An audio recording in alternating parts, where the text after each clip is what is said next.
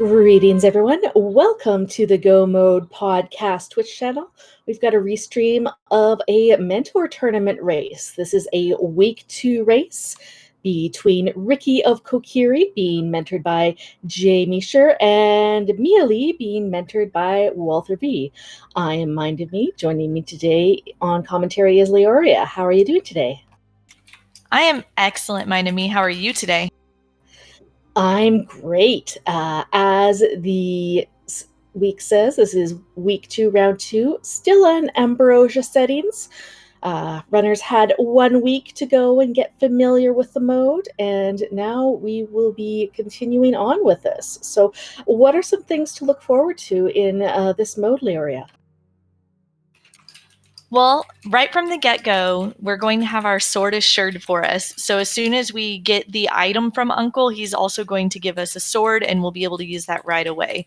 The second thing to notice is it's going to be standard, and Uncle's also at the beginning going to give us a hint to where the boots are going to be in the world.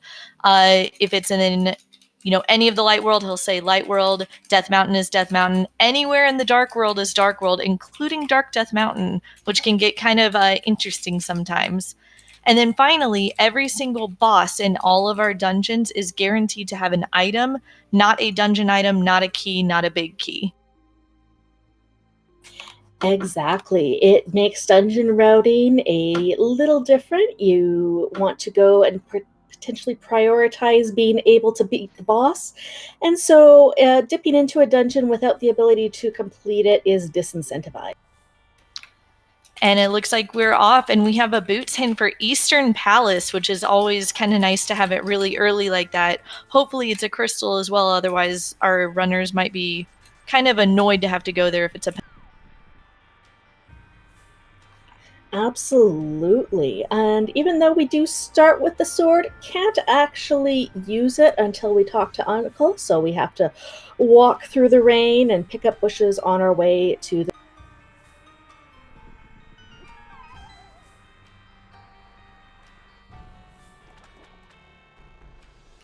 That's absolutely right. And it looks like Uncle is going to help us out with a back of escape too, giving us some bombs to be able to get all of this done in one fell.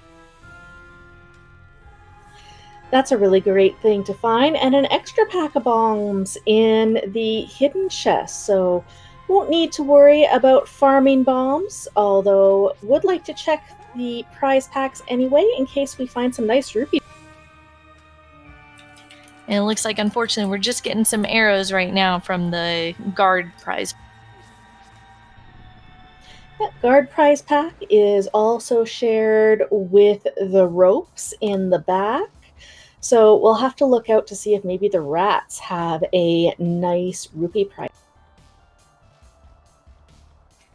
That would be lovely.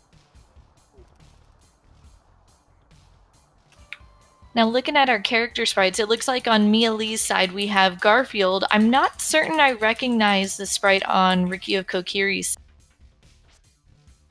I believe that is a Toho character, but I am not 100%.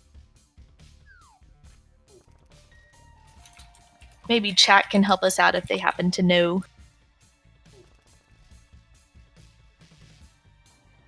Both are runners making a nice way through escape. Standard mode is one of the few modes where randomizer pairs almost perfectly with the no major glitches speed run, so we see a lot of the similar strats. The one exception, of course, is that this chest actually has the hook shot in it instead of a blue boomerang. That's really nice to see early on, though, because we can still go ahead and check that stun prize with that hook shot.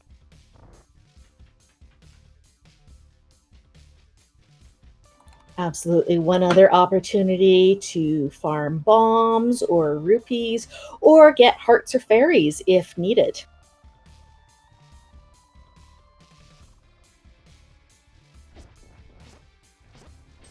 Oh, both of the runners starting with sword slashes strats, then going to pots as well. This is a nice combination. Sword slashes are the fastest, pots are the safest.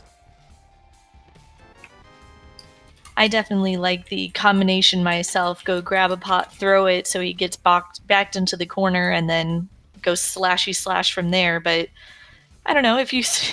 I don't know if anybody saw that first race of mine, but it didn't exactly work out in my favor. I still died to the ball and chain guard, and it was not fun. So I definitely think the runners backing off when they realized they were starting to get low and grabbing a pot is totally okay. Absolutely. It's all about finding the strats that you are most comfortable with.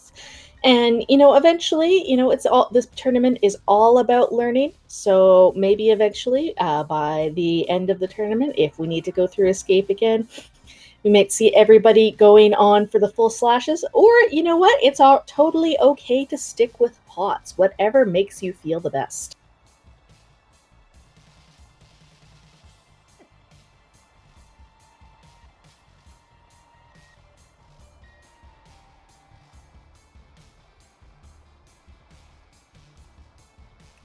Let's see, as our runners are just kind of making their way back towards the throne room, I just want to give a quick shout out to our hosts of this tournament, the Go Mode podcast, hosted by Timp, Dante, and Herfy Durfy.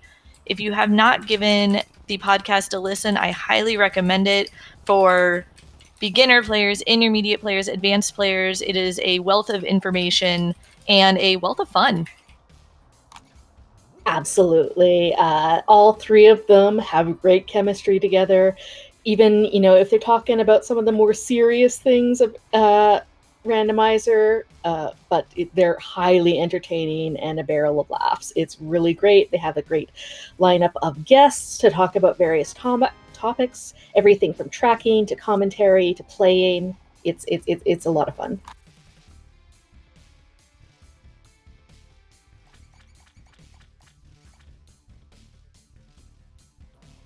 This tournament is scheduled as 6 rounds of Swiss. As you said, week 1 was also Ambrosia.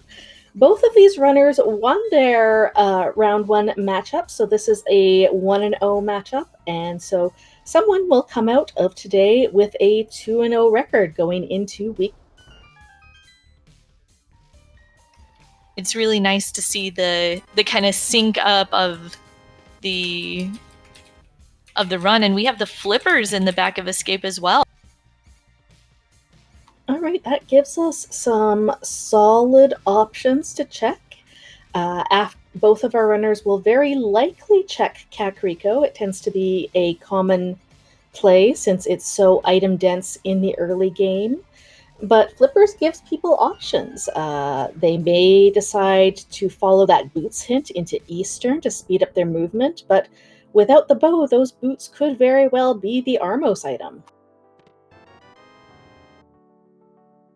That's a very good point, and unfortunately, I feel like that would be the place where you would least like them to be, especially if you do have to go on a bow hunt.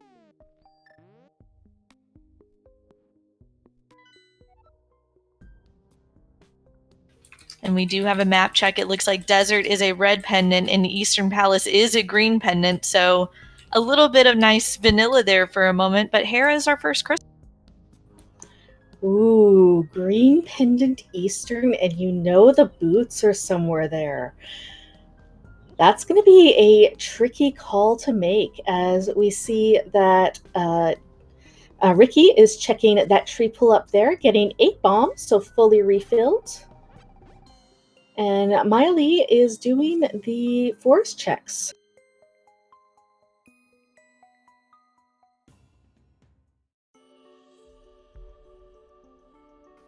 And it looks like it was a little hard to see, but I'm thinking that on the Lumberjack Ledge, we just had a heart piece, so no real need to have to feel like that is an item you have to come back to get at all. Nope, that's good information to have. Mialee making his way into the village. Ricky likely is going to be able to also check the tier 1 tree pull in the forest after he does this drop down hole. When you exit escape, you start with a tier 3 tree pull. The tiers are based on how many enemies you've killed and if you've taken damage or not. So, and pulling the tree resets the tier. So we got a tier 3 from that first one, but he's opting not to do the tree pull again in the forest.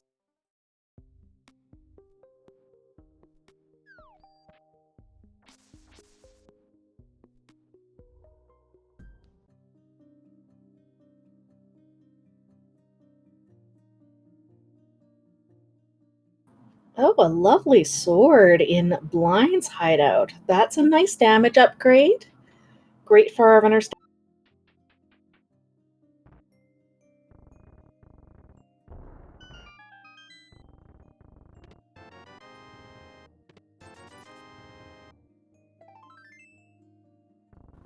You also get the Ether Medallion in the well. Not immediate progression, but we will know that we at least one of Mire or Turtle Rock will be a crystal.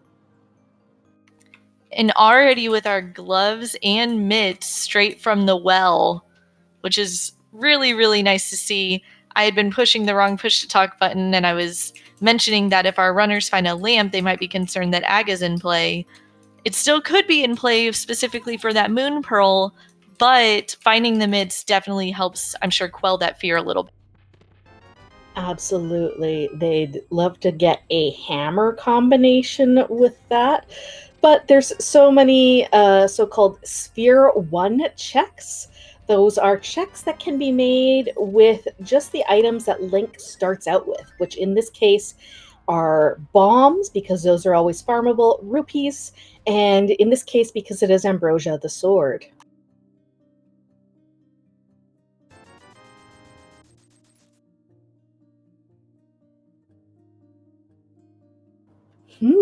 Ice Rod in the back of Tavern. That's an interesting find. We had just mentioned about the Turtle Rock medallion. We'll have to see if that ice rod comes in for a pendant or crystal Turtle Rock. Absolutely. Nobody likes an ice rod go mode, especially when it likes to hide in the most peculiar of places. So finding that early feels good. And it looks like we just had a big 20 at both the library and at the race game. So Mialee's going to save and quit, and we'll see where he ends up going next. Really, two options. It's either do the standard South Shore routing, followed up by Zora, or go to Eastern and follow that boots hint. You're guaranteed to get 3 items in the back of Sahasrah's hut. And if you're comfortable with the dark room sequence breaks, you can get 2 items in each.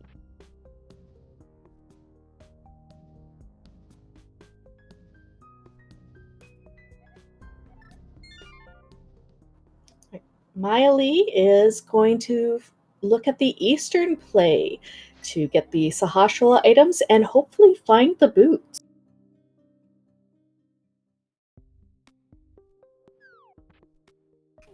Absolutely. And no need to even talk to Saha because, well, we already know that green pendant is over at Eastern. But it'll make, if we find the bow, also, it'll make finishing Eastern and then just quickly running over here and turning in that green pendant nice and smooth.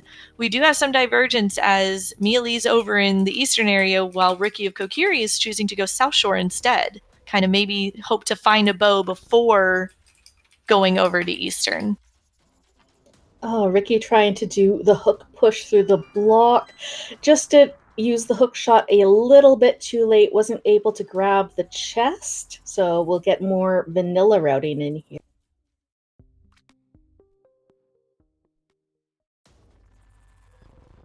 It really is exciting as a viewer to see divergence early and determine which of these plays is going to pay off.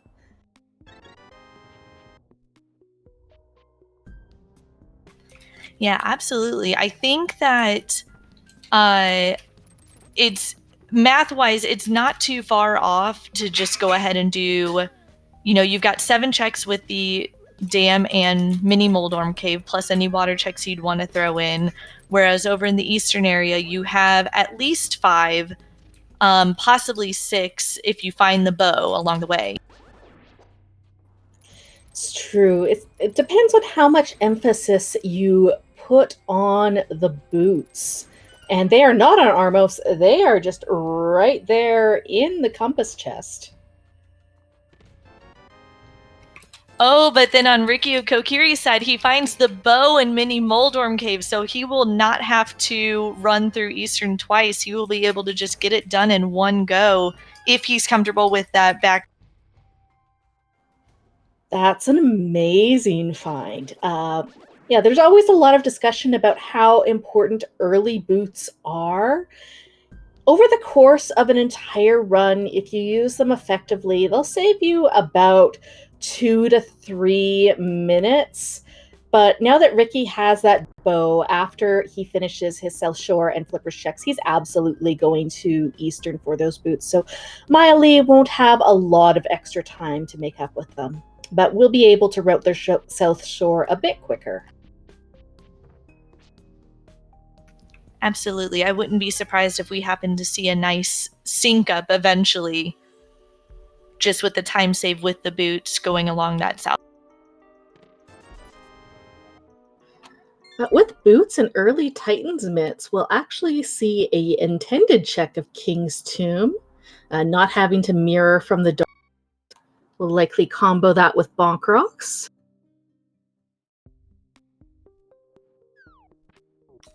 And finding a tempered sword inside, I'm sure he's feeling really, really good to have that extra bit of damage on his hand.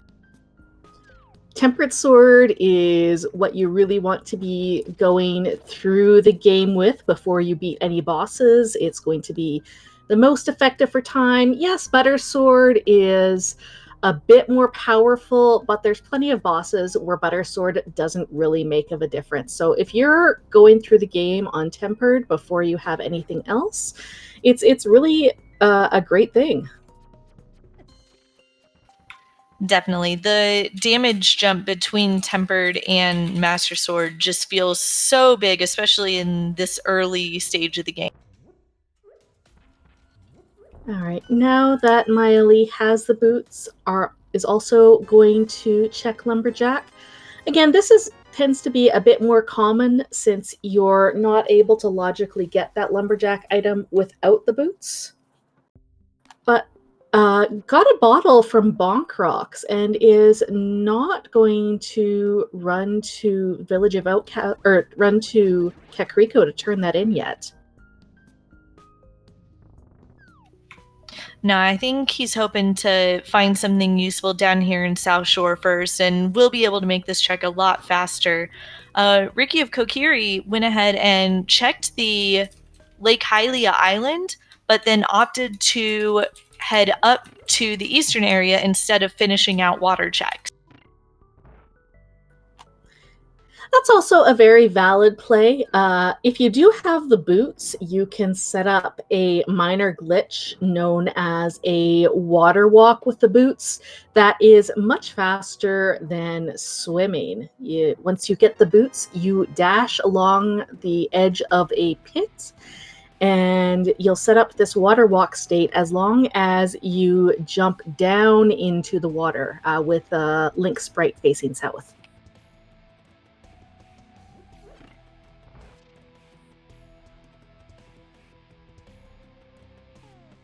And a good call from our Restreamer Oro that if Ricky was intending to finish Eastern Palace, he would have been better off to check Saha's closet afterwards and then could have turned in the green pendant at the same time.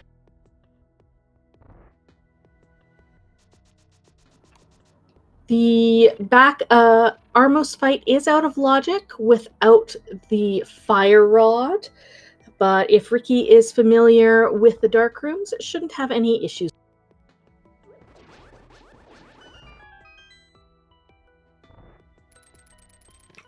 Absolutely. We do know that there is, from the checks that we've seen, there's one item that is in the big key chest, as well as because of the mode itself, one item guaranteed to be on Armos itself. Luckily, those boots were nice and up front, so after getting them, it was easy to just go ahead and say, you know what, I'm going to go ahead and leave. And jmeasher is at least going to go and check the big key chest. This is a pretty easy check to do as long as you have a sword. Getting through the second room, dark room with the Igors is a little bit more tricky, but there are some fairly good consistent setups for it. So we'll get some more information out of Eastern as Mialee is making his South Shore checks. Absolutely. And with those boots, I would be surprised if we don't see him go ahead and set up that water walk to go ahead and make those really, really quick water. It's really convenient that Ice Rod Cave has one of those pits that you can just dash alongside and then a perfect south ledge to jump onto.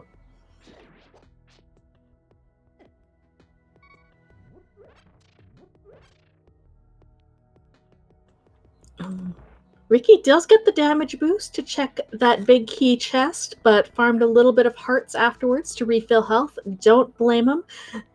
If this Igor room doesn't go well for Ricky, it's really easy to take a lot of damage very quickly.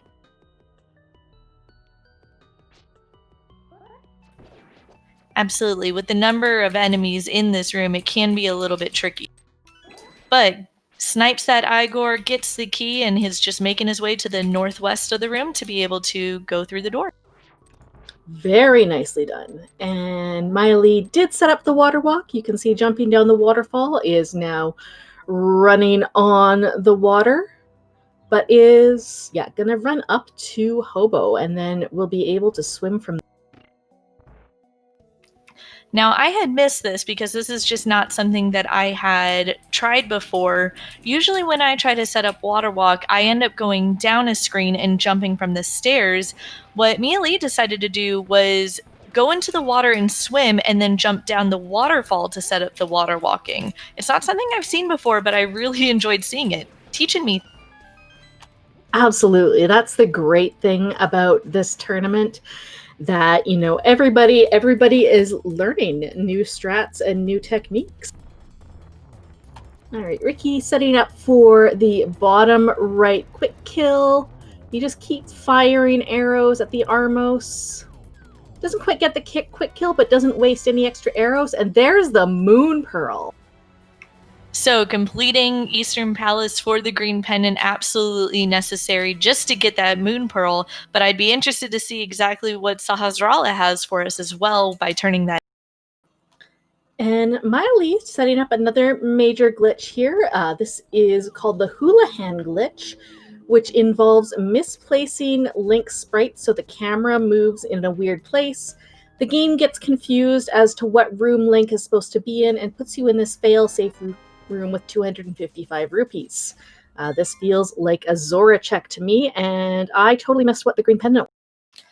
The green pendant was just 50 rupees, but that will give Ricky of Kokiri enough money to be able to do his Zora check as well.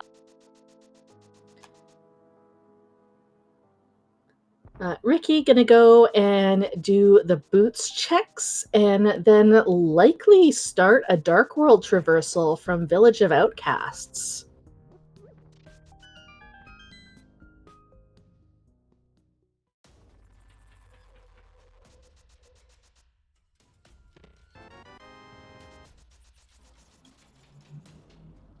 Oh, Blue Mail and Fire Rod. So that Fire Rod in Waterfall Ferry does mean that Armos Knights were in Logic. We had an early big key in Eastern. And in the advanced Logic settings for this tournament, Fire Rod is more than enough to get you through that dark room with the Igors, since there are torches in the room to light up.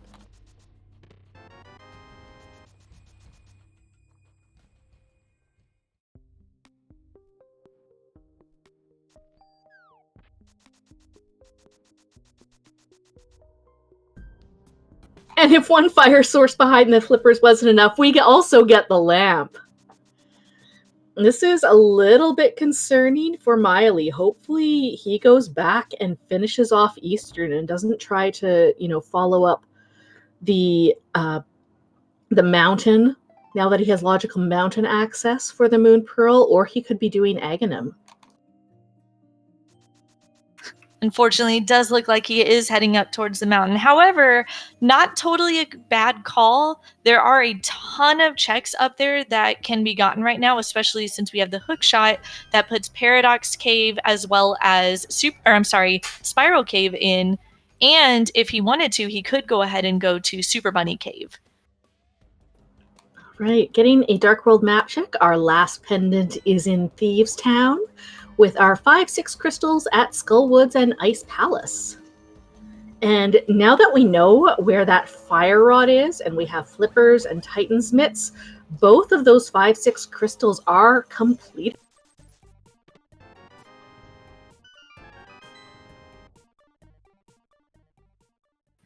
Old man deciding, hey, you know what? I think that you should have this mushroom that I found in that cave there. Go ahead and take. I mean, mushrooms do grow in dark places. Only makes sense that the old man would have picked up a couple. I mean, we have no idea how long he was in there. Maybe he needed some food. Only bombs on top of Spectacle Rock. And inside is the other fetch quest in the powder. On Ricky of Kokiri's side, he has gone ahead and gone into Thieves Town, and in the ambush chest, or I'm sorry, the first chest, he finds his silver arrows. So a tempered and silver arrows. This is going to be really, really nice to be able to kill many of these bosses super. This is a really great loadout, and as soon as Ricky goes to Waterfall Ferry to get his fire rod and blue mail, he'll be very comfortably kitted out for this seed.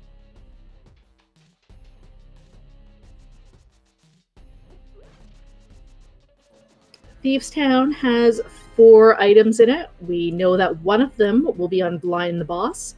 We've found the big key and 2 items in the front, so the remaining one will either be in the attic chest, the maiden's chest, or if we find a small key, will be in the big chest. But as this is a pendant, Ricky is going to choose to death warp and nope out of here. You know, I don't blame him for making that play. When you find 2 or 3 items in the front, it can be really easy to just say, you know what, I'm going to peace out of Pendant Thieves Town if it's really necessary later. It's not a slow dungeon. It's a pretty easy one to get back to and to, you know, complete if. All right, so Mialee is in Paradox Cave, as we said before. 7 items in here. Some really great things for Mialee to find would be the hammer, the flute, or the mirror. Anything that would encourage him to go back to the eastern area. And just as you called it, he finds the flute in the second chest on the technically bottom, as well as the book. Okay, flute is great. You know, increases movement on the overworld, will make getting back to Eastern much quicker. And the book, though, does open up the Desert Palace as well as the Desert Ledge. Now, I know Ricky of Kokiri went over towards Agina's cave, but I do not believe we've seen Mialee go over that way just.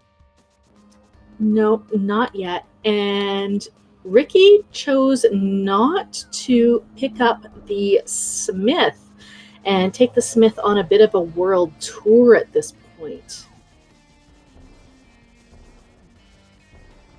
Might be expecting that he is going to find the hammer along the way and then would be able to complete Pod. If number 1, you cannot rescue Kiki with another follower, it would delete the Smith. And number 2, even if somehow you got around that, if you get a crystal, it actually deletes the Smith.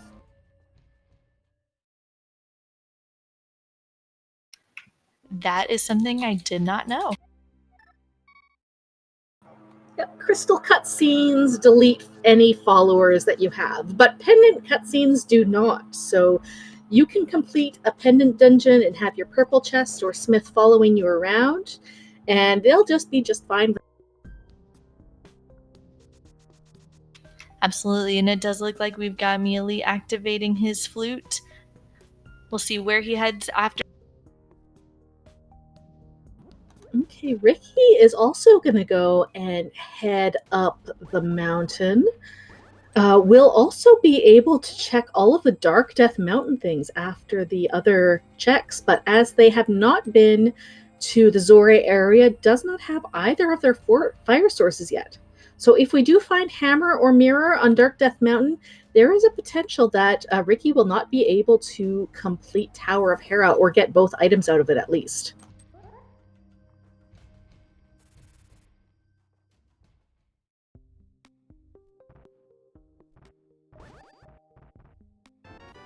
This is true. Eventually, I'm going to say Ricky of Kokiri is going to be pushed towards those water checks anyway, because he's going to realize a fire source is somewhere. Oh, we had the flipper super early.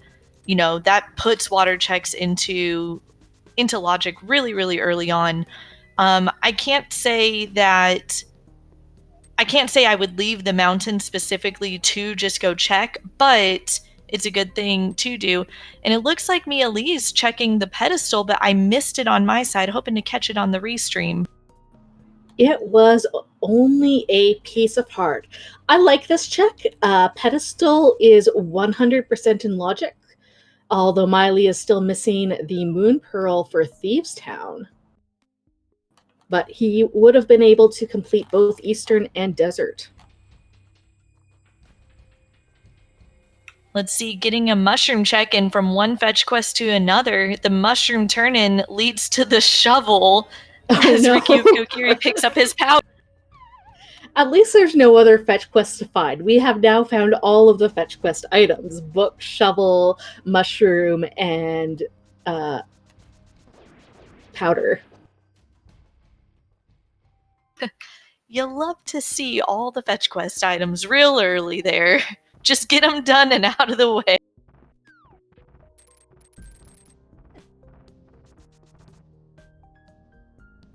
All right, let's see what this shovel gives us. Just bombs, so that one's not particularly useful.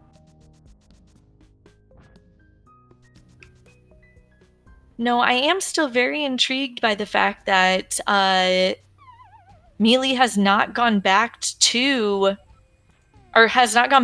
Eastern yet to finish it out and get his Moon Pearl. I'm intrigued by the desert play instead.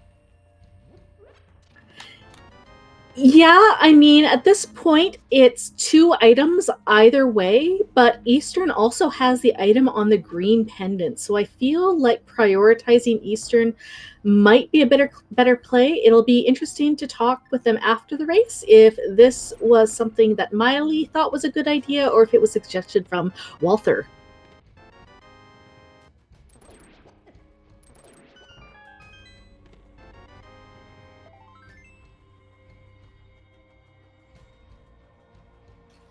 Absolutely. As Ricky of Kokiri is getting his book and flute on his side in Paradox Cave, can't quite get to Hera just yet, but perhaps in Super Bunny Cave or in Hookshot Cave, we'll find a hammer or a mirror.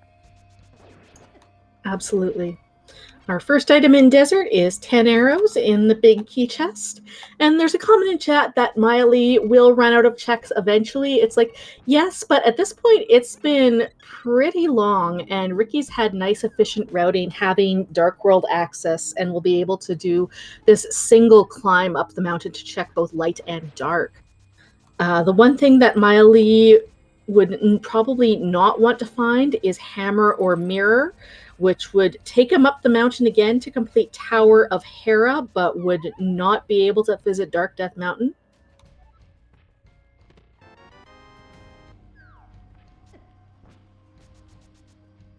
So if you're cheering for Mialee, you do not want to see Hammer or Mirror here on Lanmolas. You would love to see just, a junk item or maybe something like Cane of Samaria that's useful, but not immediate progression.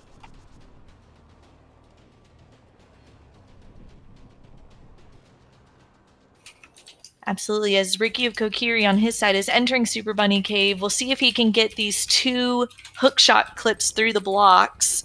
First one, nice and smooth. Second one, oh, just misses it. Just, I think, a little too far to the left.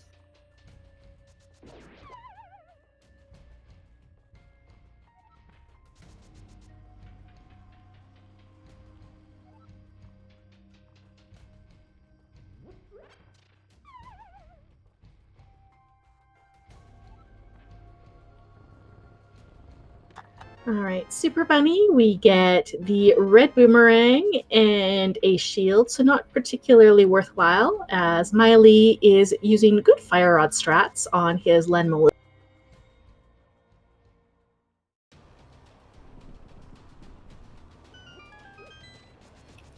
Absolutely. And as chat pointed out, the floating island was just a heart container, as we see that the Turtle Rock entry is ether. So we could open it, but not really do much with it. Oh no, we couldn't open it because we still need the hammer. Just kidding. Yep. All right.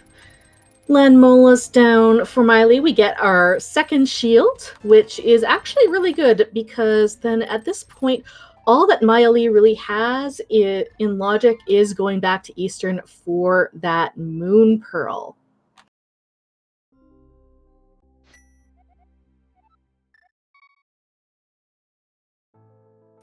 Absolutely. As Ricky also decides to save and quit, I wonder if he is going to head back to Dark World or if he will head to his water check.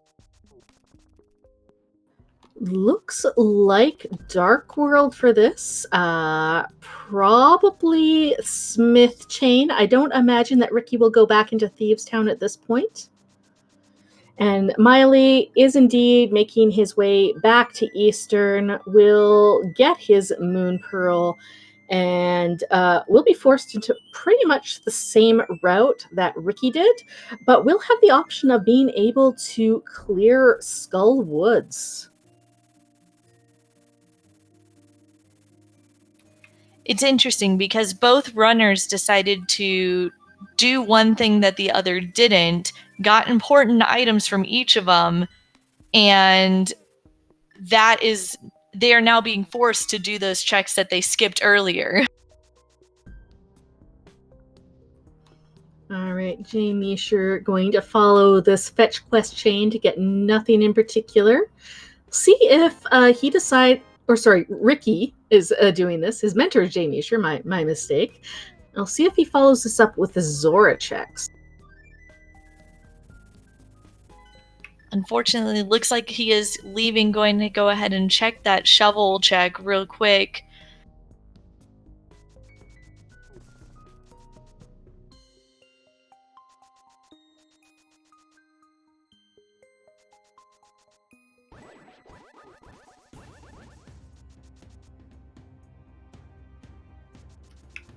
And as we see our runners doing some things that we've already seen before, I think this would be a good time to go ahead and shout out our tracker, Star 1468, as well as our Restreamer Oro.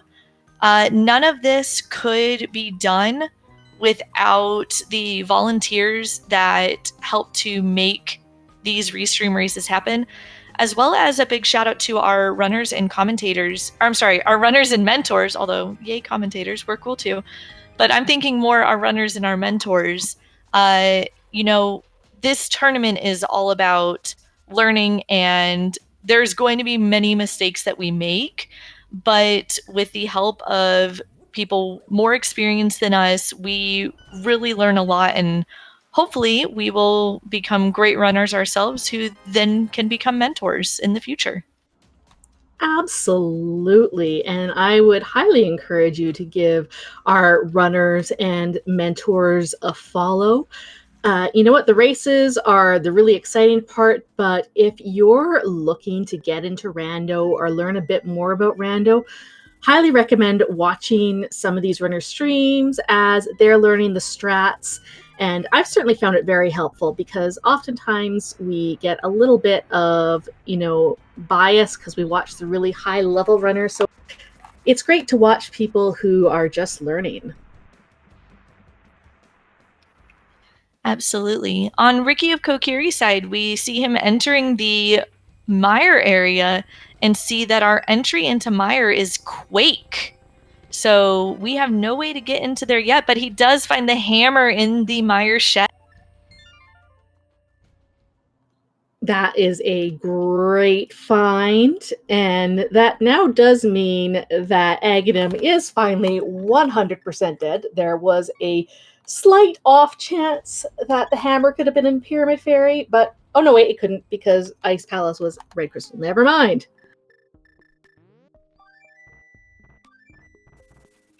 This is true. And we saw a really nice quick kill of Armos on Mialee's side as he gets his Moon Pearl. jmeasher going to take that hammer, going straight to Pod. Still does not have either fire source. So, but from jmeasher's perspective, the Armos or the Helmasaur kill will be out of logic. But since both Fire Rod and Lamp are easily available via the flippers, this is 100% in logic.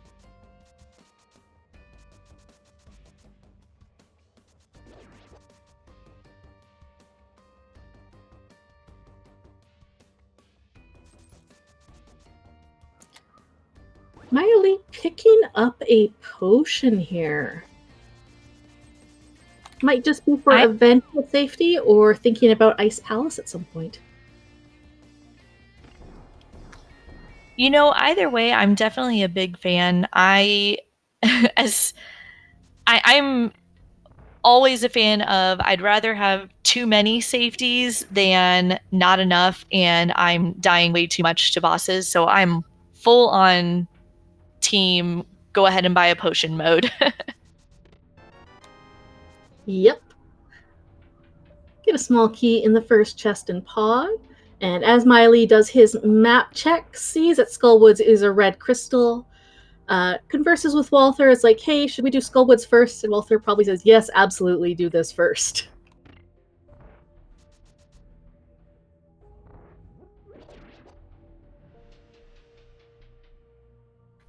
I think this is a great call as well, as we see Ricky go ahead and head down the right side of Pod, going to see what these back two chests have before using that hammer and going around back towards the front.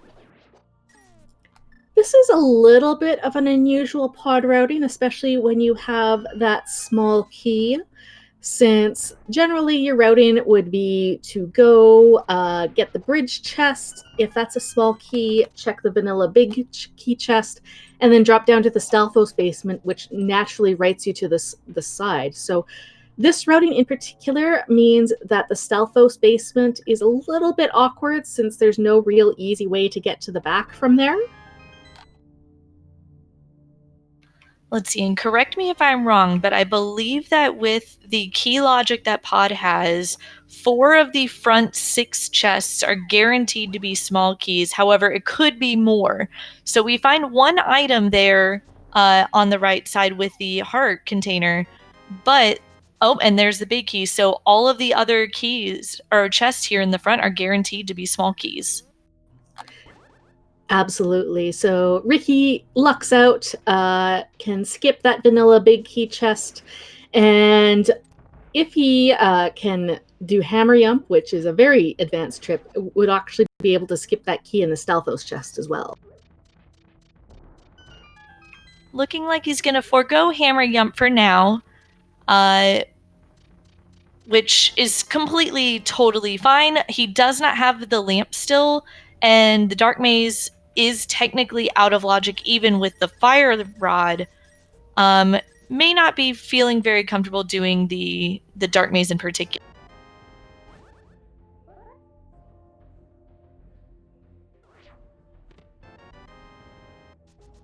All right, we will have a item in the Harmless Hallway.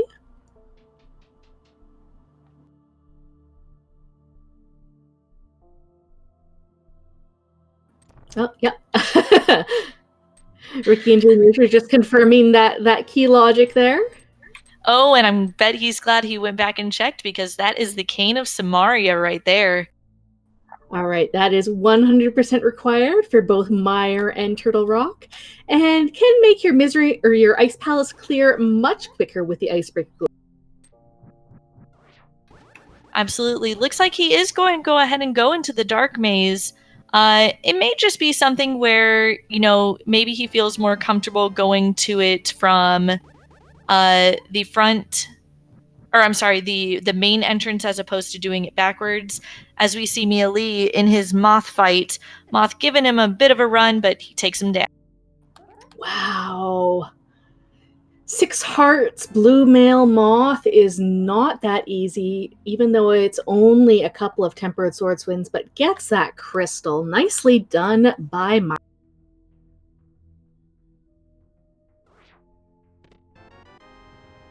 Absolutely. And there in the big chest, we find Quake, which gives us our Mire entry.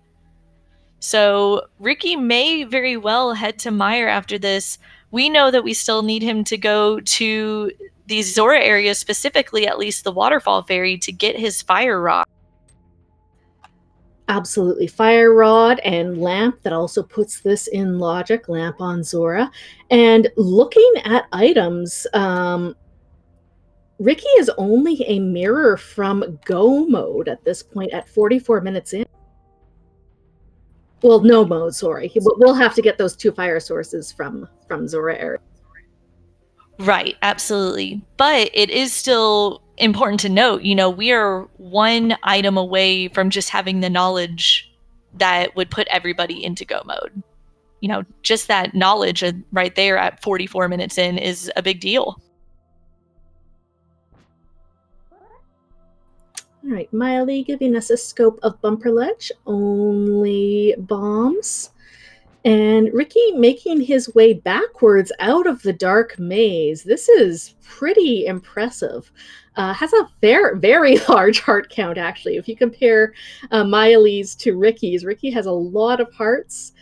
A lot of people would have probably just chosen to try to death warp out of the maze as opposed to going through it backwards, but well done for Ricky. That's not an easy task. No, not at all. And he made it through perfectly fine, going to head through this harmless Hellway shortcut, and then on his way to Helmasaur.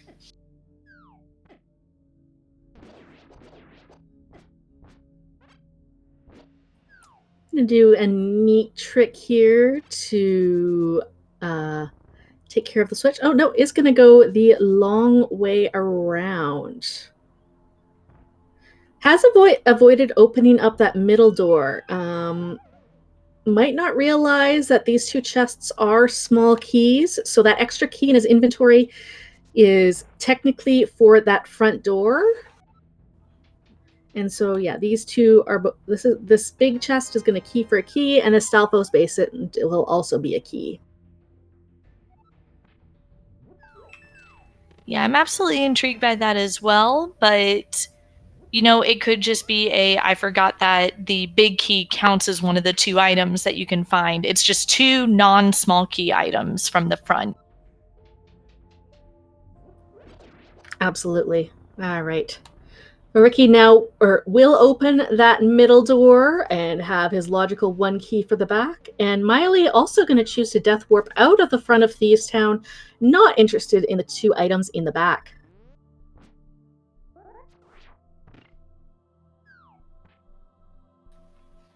No, and as of right now, unless the mirror is in the back of Thieves Town, we know that this is a good call. This is the right place. And Mialee and Walther might be feeling a little bit behind, considering that they left that moon pearl on Eastern for so long. They full cleared Pendant Desert without anything in particular. No sense in clearing another Pendant Dungeon.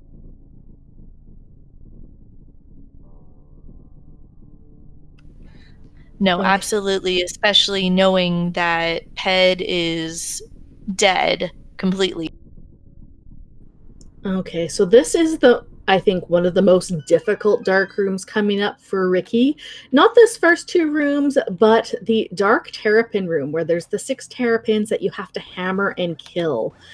They can easily get out of control, run all around the room, and you can lose track of them quite easily. We'll see how Ricky handles this. The good news is that with that tempered sword, it does the same damage that the hammer would. So instead of feeling like you have to hammer everything, you could hammer and immediately slash if you felt like you needed to. But it looks like he's going to swing that hammer and try and get as many as he can. A little bit of whack-a-mole strategy here.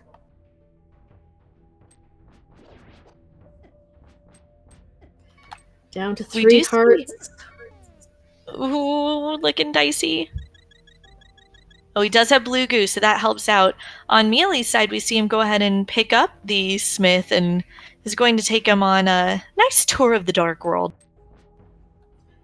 Ricky is going to be listening for that door chime as soon as he gets the last turtle. There it is. He's made his way through. Just has to make it out the door and find the... I thought I heard the door chime.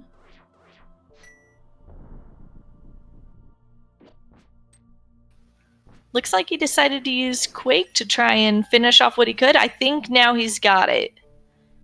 There he goes. All right, door open. On his way to...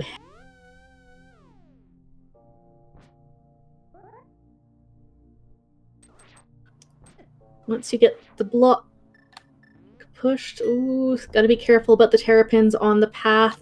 Spam that hammer, Ricky. You don't want to take a death all the way almost at Helma. Oh! Oh, no! Oh! Yeah, he's going to leave and come back. Yeah. I think that this is the right play to make. I think try to find that lamp or that fire rod. We know where they are, but hopefully Ricky will make the play towards that direction.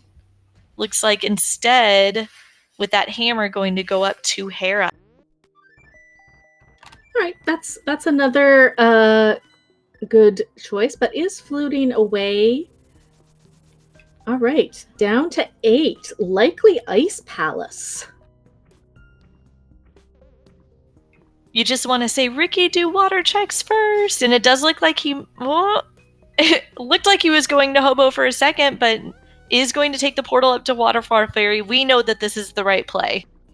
Absolutely. He's going to get his fire rod and his lamp and feel a little bit silly because those were immediately available as soon as he got his flippers from Kakariko.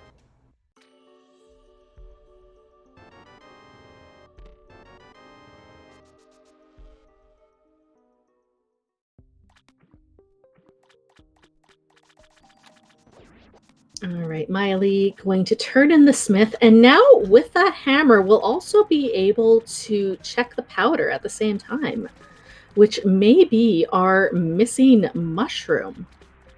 Or missing... This is true. I feel like it's always very frustrating when you find...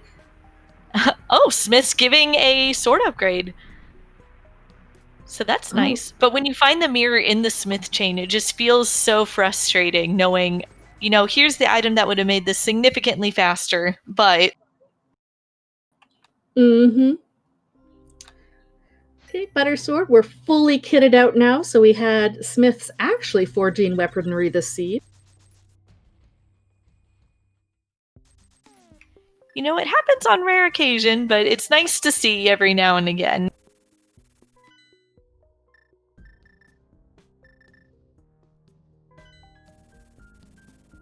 All right, I imagine this is going to be now the Ice Palace play for Ricky, but no, he is going back to probably take care of Skull Woods at this point, which makes sense since this will be the other 5/6 crystal. Then after Ice Palace, he can potentially go and check Pyramid Fairy.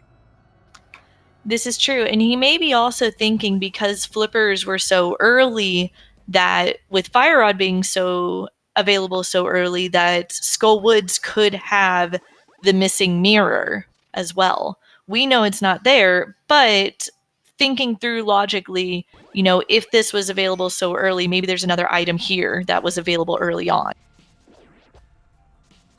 Very potentially. The other options would be, of course, something fire locked in Hera, or here on the Helmasaur King.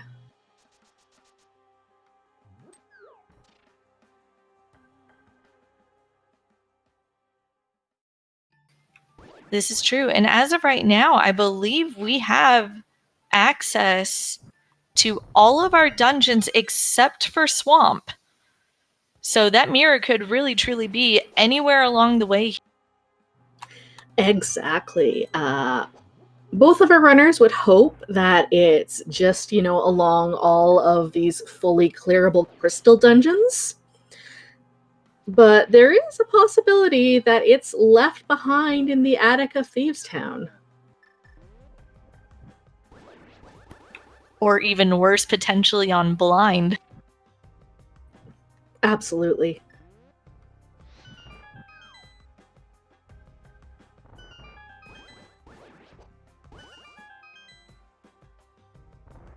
Ricky did some silver arrow strats to go and save some magic for the moth.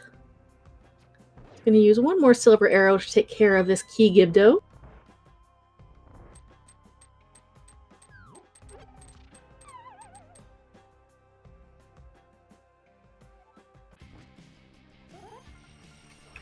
It seems silly, but that is something I've never even considered doing with the Gibdos. If you have silver arrows, it kills it in one hit. And again, it's just, as a mentor tourney runner myself, being able to learn from other mentor tourney runners, and just that's what this is all about, and I'm absolutely loving it. It's great. The interesting thing, though, is that, like Ganon, the Gibdos do not take damage from wooden arrows. They must be silvers. And he had a very nice Mothula fight as Mialee is making his way through Pod.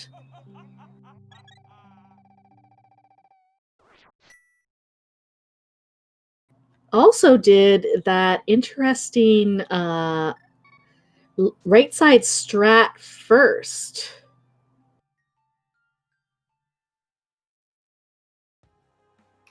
It's definitely interesting to see, but in this case, it does kind of work out. I currently, at least, he's realizing, okay, the big key chest and the Stalfos basement, they've got to be keys. We'll see if he does what Ricky did and head back after the fact.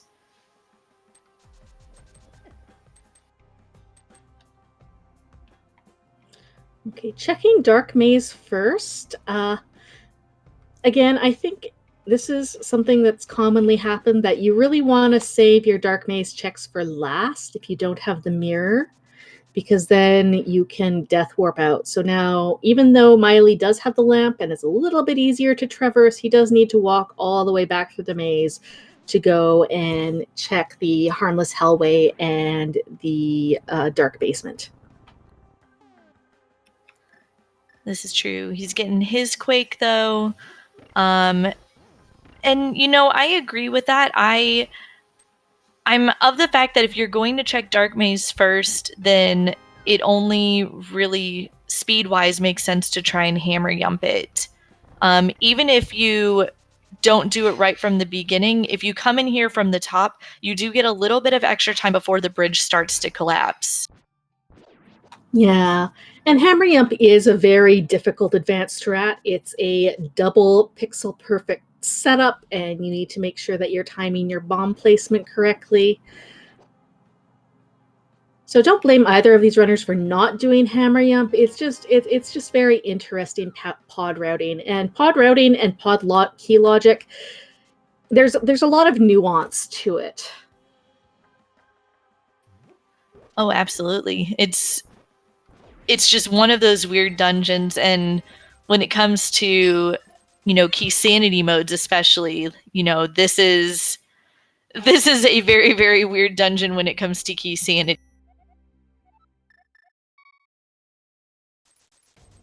Or just in general. Mm-hmm.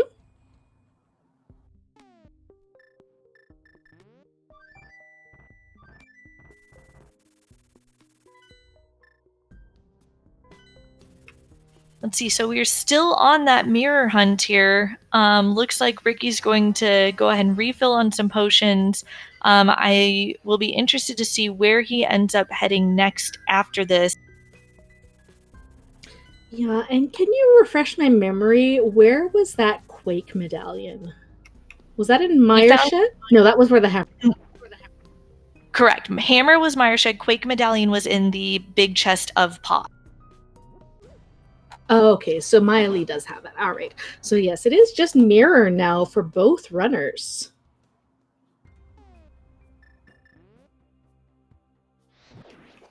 Absolutely, and it looks like we do have Ricky going into Ice Palace. And with that Cane of Samaria now, I will be interested to see if he chooses to do the Icebreaker glitch.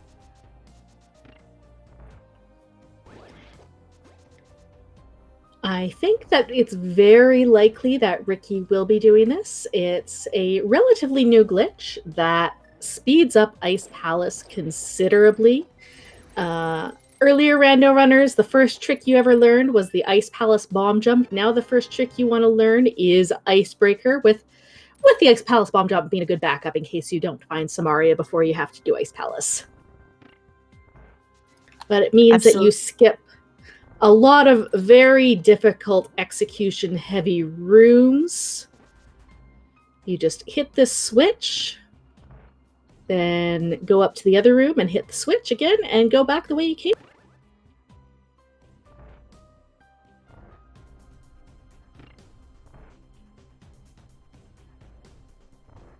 All right, Mialee, go ahead and finishing off Helmasaur and just gets a big 20 for his trouble. So no mirror yet.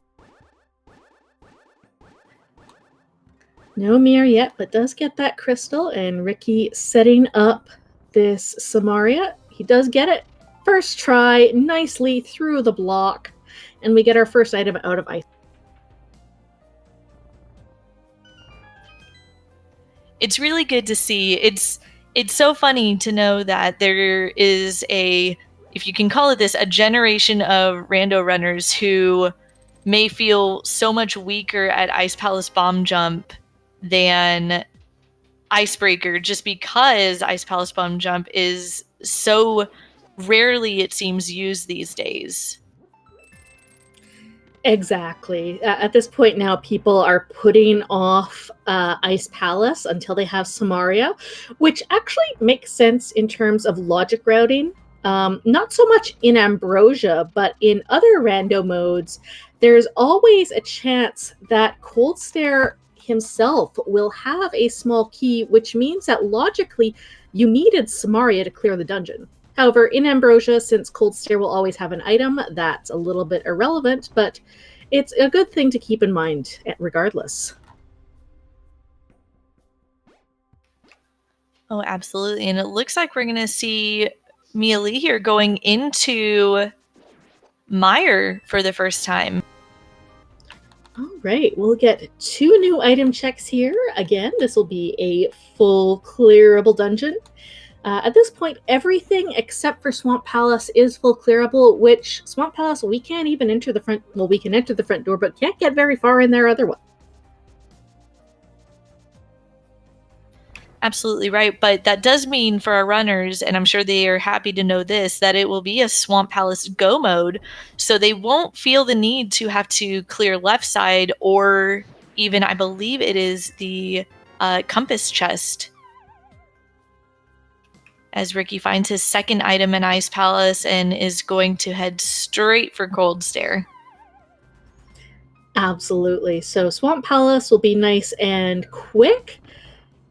However, both of our runners would love to be able to find the mirror before having to head up the mountain. So ideally, it's either here in Ice Palace or in Misery Mire, so that both the runners can finish off Turtle Rock and Tower of Hera in one trip up the mountain. We'll have to see. If only Rando loved to give us beautiful routing like that. So despite the fact that Mialee was late to the Moon Pearl, has made up quite a lot of time due to Ricky's death in pod on Helmasaur and having to spend all that time in the Terrapin room. Absolutely. Not getting those fire sources early on was definitely a hurt towards Ricky that was balanced out really quite perfectly by that Moon Pearl. Mialee found his cape in the spike chest of Misery Meyer, so now he is just hunting for a big key. We did see Bumper Ledge, so that cape won't lead to anything here, but it is an extra invulnerability item in order to do a Spike Cave, which is the other remaining check on the mountain besides the dungeons.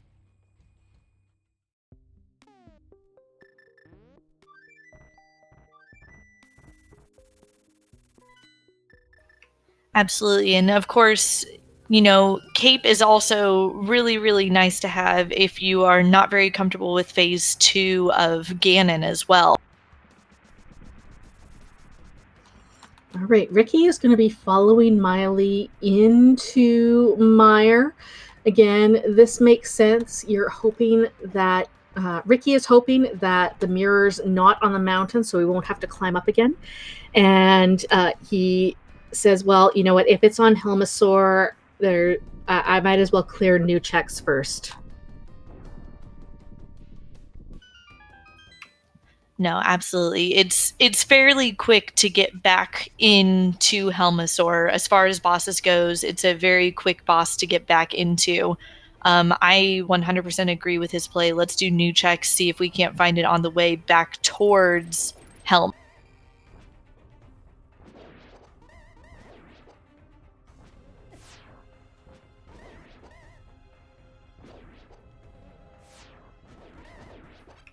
Let's see, where would you like to see the mirror mind of? You know what? I think I would like to see it on Purple Chest at this point. So not on the mountain, but something that neither of our runners are very incentivized to do because you don't have that mirror. Mialee at least does have a bit of an advantage since he's already turned in the smith, but Ricky has not started the smith chain at all. How about No, you? this is true. I am feeling, I don't know. I don't want to say mean, but I think it would be just very, very rude if the seed put it in the Hera basement. Oh, yeah, I would agree. Hera basement would not be a fun check because I could imagine that, you know, if our runners go and full clear everything else on the lower dark world, so they're both going to finish Mire here, obviously. Mialee is probably going to go over to Ice Palace. Ricky will go clear up Pod. They might both finish Smith Chain, do Pyramid Fairy. Then, if they're climbing up the mountain, they're going to do Turtle Rock first because of item density. Oh, absolutely. And, you know, just even location. If you could go mode Hera and then just, you know, mirror back into the crystal cutscene for Ganon, it would be so much easier. That's why I feel like having it in Hera basement would just be the ultimate, like, rude place. Exactly. Especially since Turtle Rock, you know, if you go in there and you're already in go mode, you're still pretty much opening the same number of checks, taking the same number of.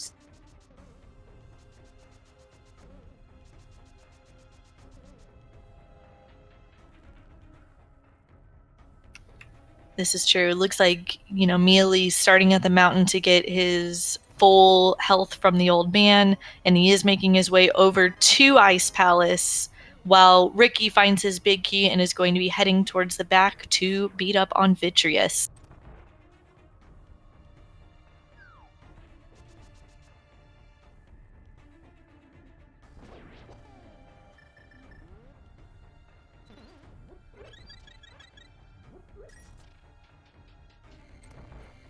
And you know, while our runners are going through some areas we've seen before, again, I want to give a big shout out to our hosts of this tournament, the Go Mode podcast, again hosted by Timp, Dante, and Herfy Durfy. I wish I had a slide whistle, but I am not Herfy. So, unfortunately, if you want to have some amazing slide whistle action, check out the podcast.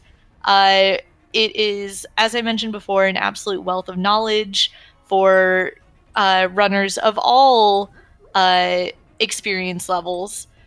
We do see Ricky go ahead and finishing up his Meyer play, as well as Mialee going ahead and hopefully going to try out Icebreaker as well after he hits this switch.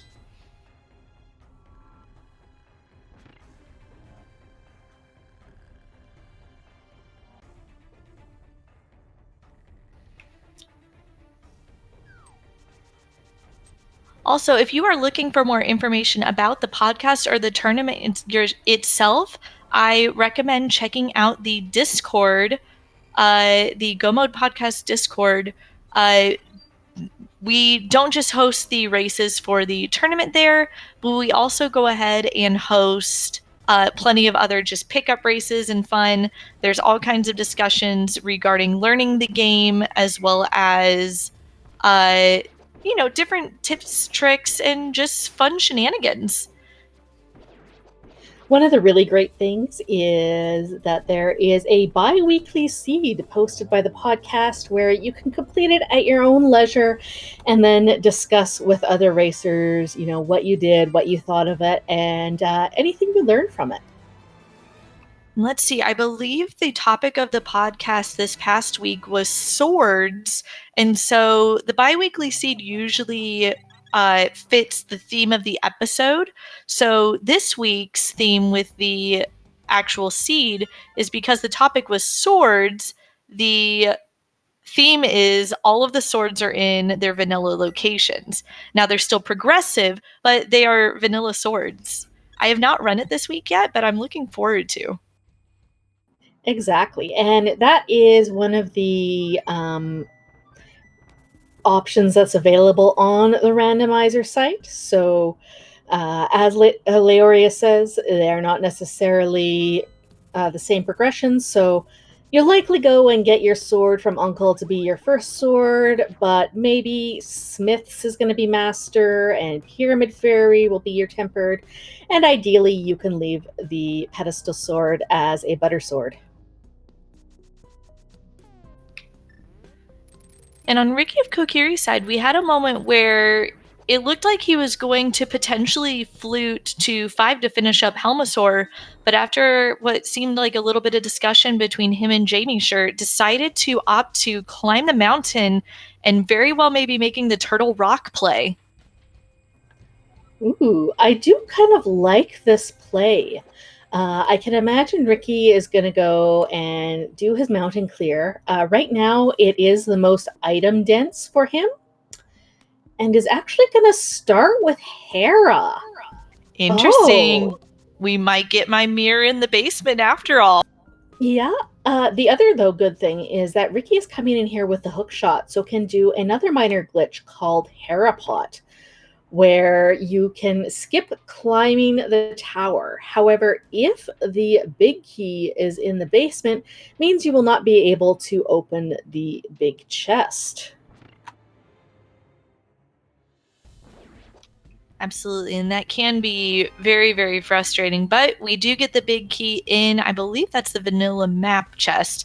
I'm not really super well versed in the vanilla location.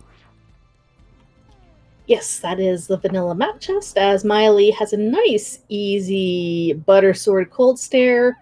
Ricky goes and takes care of the Harapot glitch to make his way up to the top floor. We'll be able to check both the big chest and the compass chest up here, as well as get the item off cold stare.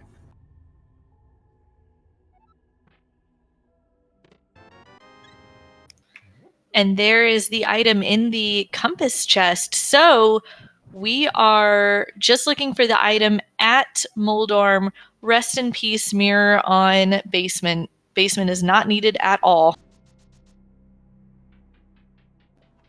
All right, Mialee now is also going to do mountain checks. I find it very interesting that both of our runners are choosing to do this instead of doing Pyramid Fairy. And I think for Mialee, this makes sense because the last time he came up to Dark Death Mountain, if I recall correctly, he did not have the Moon Pearl. So I don't even think. Oh, but there's the mirror on Moldorm. I'm going to stop what I'm saying right now. We are in go mode on Ricky of Kokiri's side. That's a go mode at 1:13:17. That's not a bad go mode at all. Ricky will have to go back, complete pod, but can go mode Swamp Palace and Turtle Rock. And Mialee is also going to start with Hera. Now, Mialee has the advantage that he's already completed Helmasaur. So this is going to be pretty close. We'll have to see. I imagine that Mialee is going to grab his mirror just as Ricky defeats Helmasaur. Yeah, absolutely. This is turning out to be an absolute race. It will be down to execution once everything lines. Execution, maybe Ganon's Tower key routing. We'll have to see. Mialee will have a slight advantage with that butter sword. May make the gauntlet a little bit easier.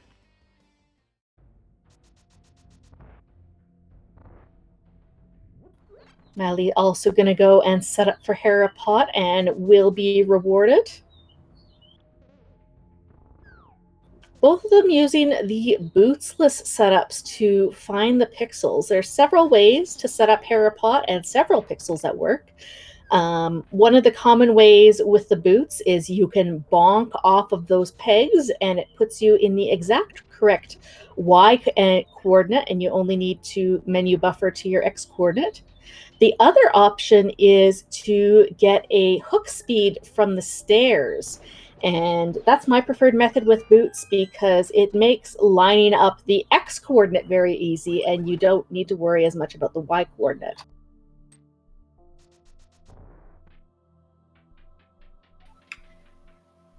See, and I feel like I need to learn the Hera speed. I am definitely a fan of the bomb setup as well. However, if I have boots, I'm going to absolutely use the bonk ability if possible. I still do need to learn a bootsless setup. Menu buffers and single frame movements are not a strong suit of mine, so that's something that's on my docket for this week.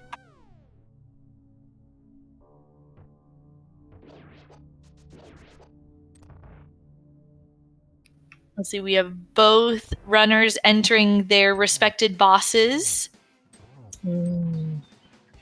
All right, so Moldorm is a bit quicker as long as Mialee doesn't get bumped off the platform, but just wants to avoid having to poke Moldorm, and there goes Moldorm. And there goes Helma.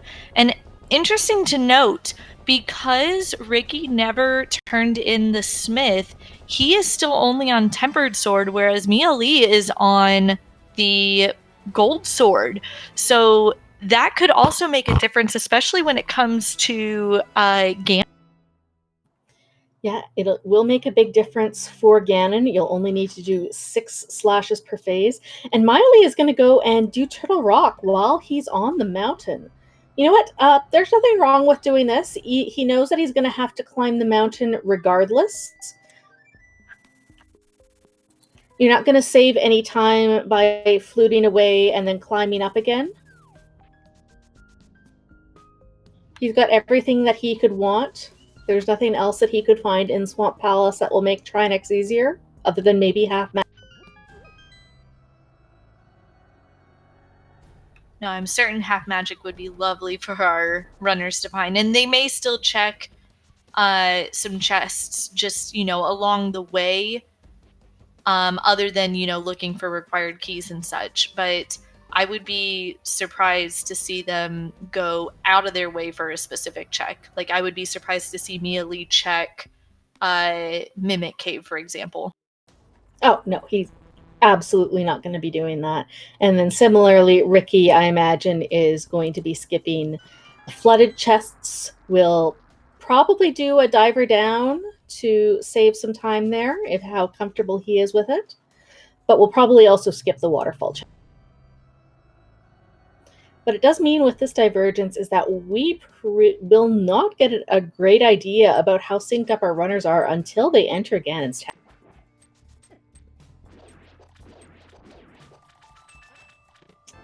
And yeah, if you missed it, Mirror was on Moldorm. Both of our runners climbed the mountain and prioritized Hera over item density and Turtle Rock, probably just because Hera is a quicker check. We'll have to ask them and their mentors about the logic of that.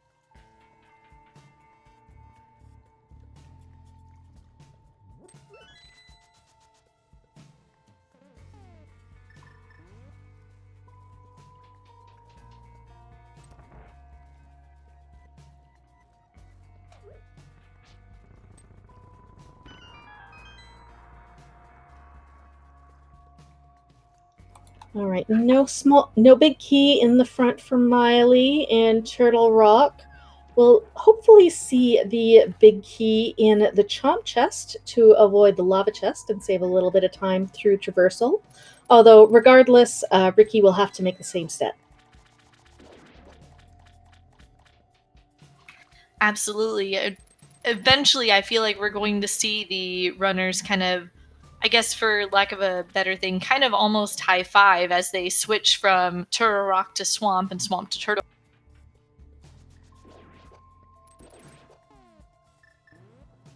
All right, nice chomp room from Mialee.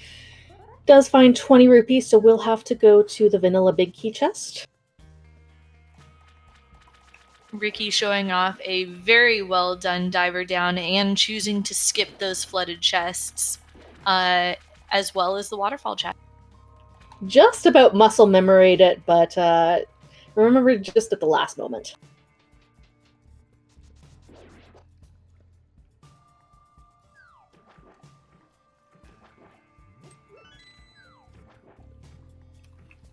Absolutely, and I'm certain we're going to see Mialee here go ahead and just kill this Pokey and steal the key.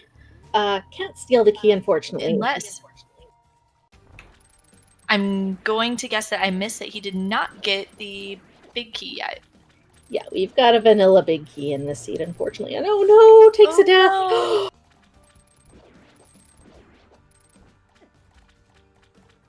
Oh, that hurts so badly because you know that you were just moments away from getting that big key. And so I would say that this gives Ricky an advantage at this point.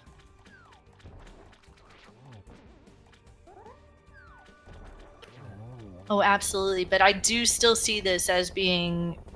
I still see this being a very, very close race. And there's half magic on Argus. So as far as safeties goes and extra little helps, that's kind of the last big one we were really looking.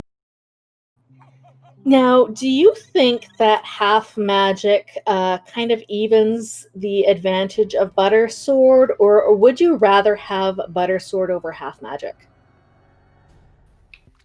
Knowing that Mialee is going to have to get the half magic anyway, you know, that advantage is going to be nulled. But I think as far as for me personally, I would rather have half magic than a Butter Sword. That's just me personally. Going into, I should have clarified, in terms of Turtle Rock clears. Oh yeah, 100% I would rather have half magic instead, just in case. Because, you know, you get an extra 2 swipes on the red head with the tempered, an extra 1 on the blue head. But as far as killing the main part of Trinex, they're both, you know, the double hit with the spin as well as 1 more swipe, no matter if it's tempered or gold sword. And I agree with Sen in chat, you know, if maybe the heads are kind of trying to juke the hits a little bit and you end up missing a couple of the fire and ice rod hits, you know, having that half magic makes that a little bit less chaotic feel.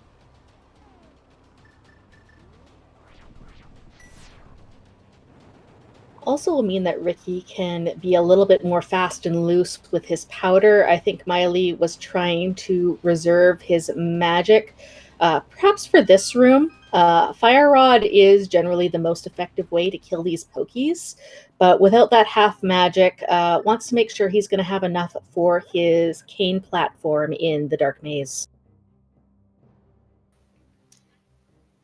Yeah, I agree with that as well. You know, Ricky's going to be able to not necessarily spam his fire rod, but he's going to be able to use it a lot more liberally than Mialee has.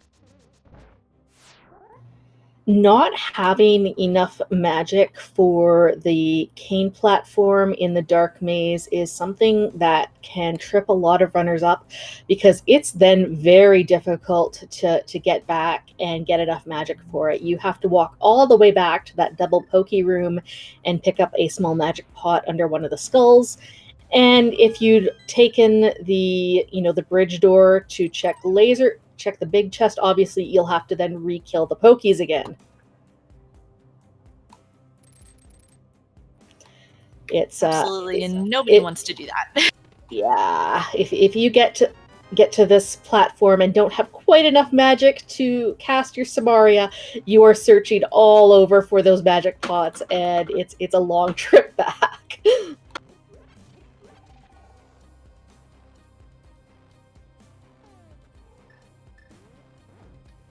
Let's see, opting to not stop at the halfway point to refill on magic, must be feeling, fairly comfortable with the laser skips here on Laser Bridge. Well, that one was pretty obvious, and got a lovely refill of a piece of heart there. That's beautiful.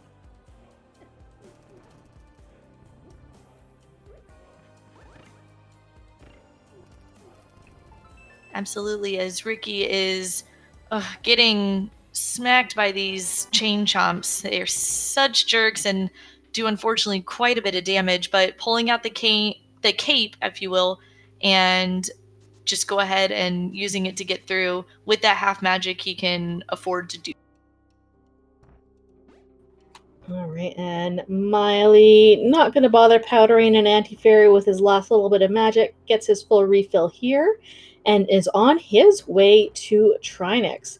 We'll still have to go and flute to 4 and take care of Swamp Palace afterwards.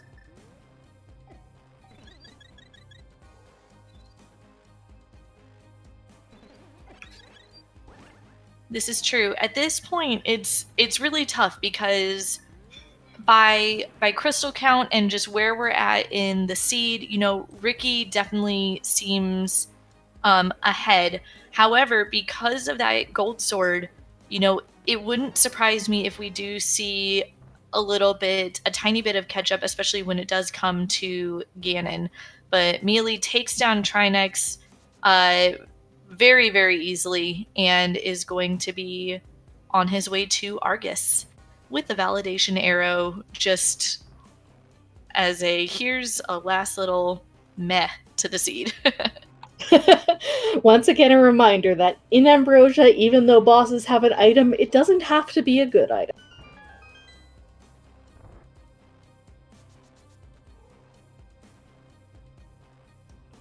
And yeah, Mialee had a really nice Trinix fight. Almost got the one cycle, was just a little bit too slow on grabbing the ice head, but that's very good. Considering if you don't do the backdoor boot strats.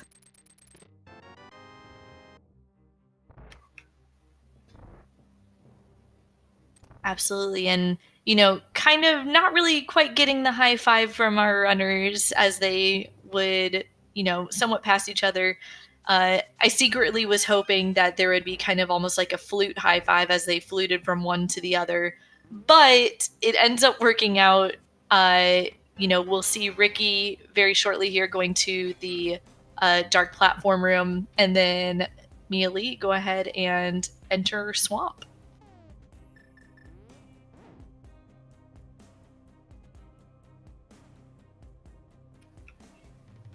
And guys, if you like what you were seeing here, be sure to give these runners and their mentors a follow. This has been really a really incredible to watch seed and race all together.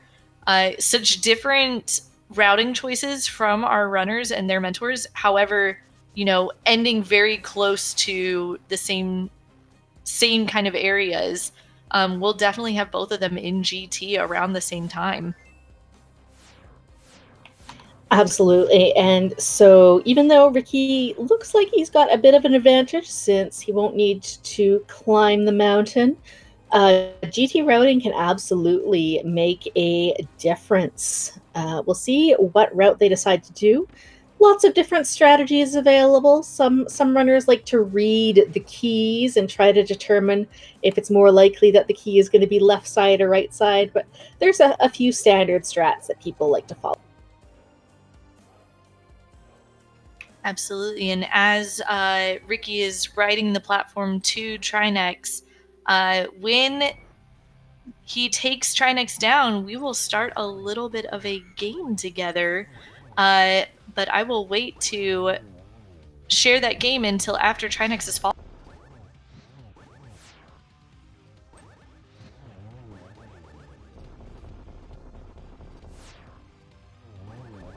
All right, Mialee quickly making his way through Swamp is also going to set up the diver down. We didn't get a chance to talk about it, but it's a neat little rail clip that allows you to avoid having to push the statue and drain the water and saves quite a little bit of time here.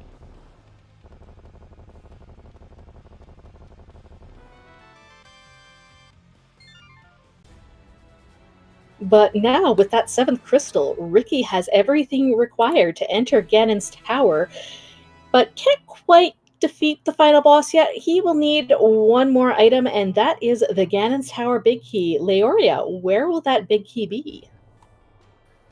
There are 22 locations in the beginning of Ganon's Tower where this key could be. We have a little game where you can enter a number and guess where you think it will be. I personally am always a fan of Bob's chest, so I like to guess with the traditional routing, chest number 14. What about you, Mind of Me? I'm a big fan of vanilla, so I like 15, which would be just after Ice Armos.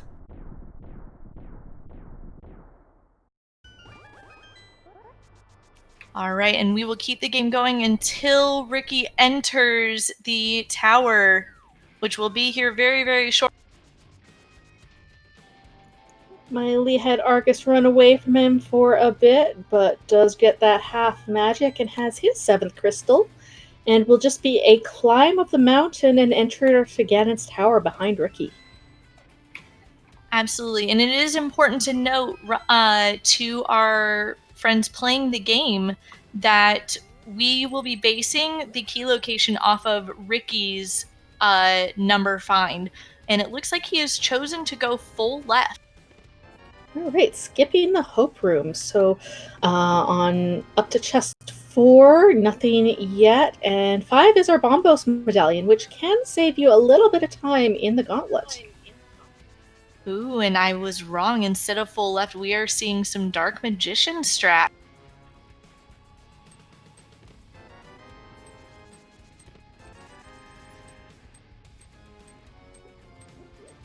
Okay, no small key in either of these two chests, so you would have had to go left anyway if you wanted to go right.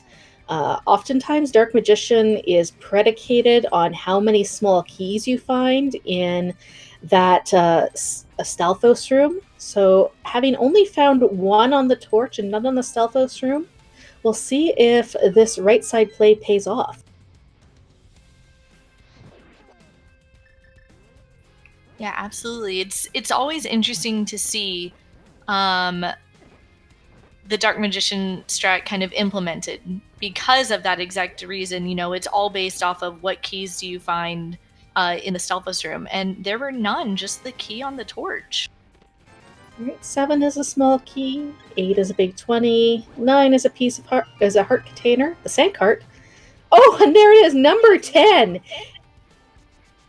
Oh wait, is this 10 or is this 11? Because Oh, that's right. Yes, 11. key 11, right? Yes, key 11.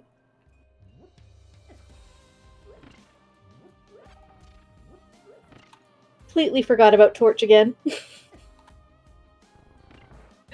I have been there and done that.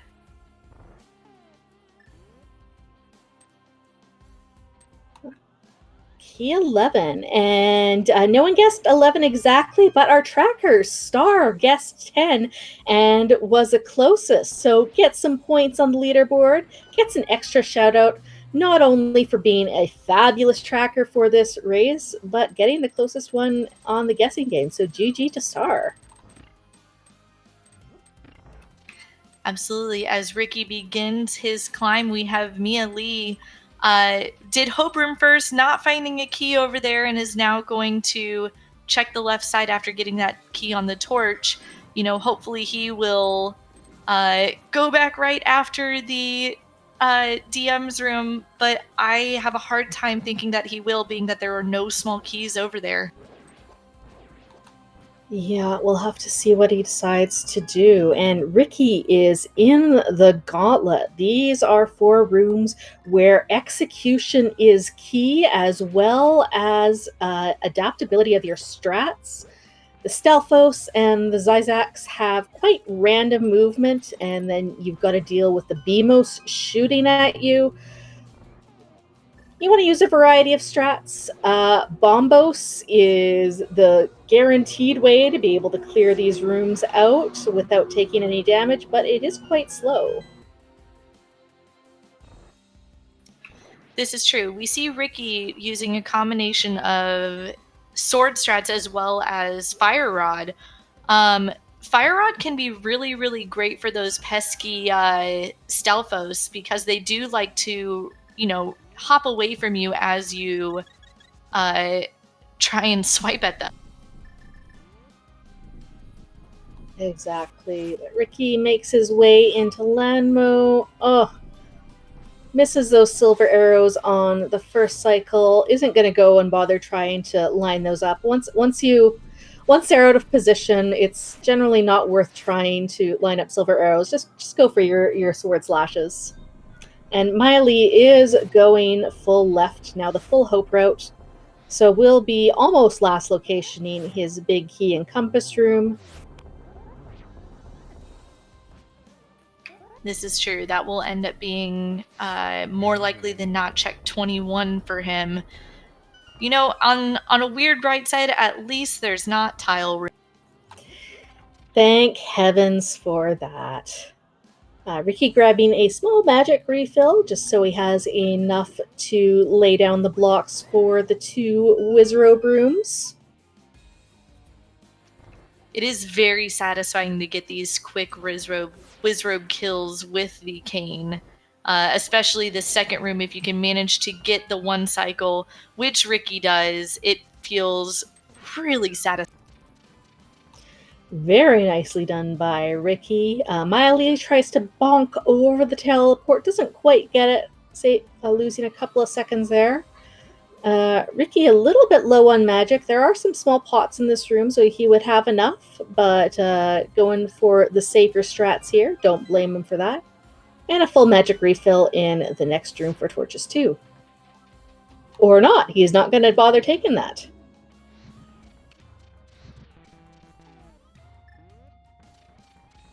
Have to edge onto the gap to try to get that.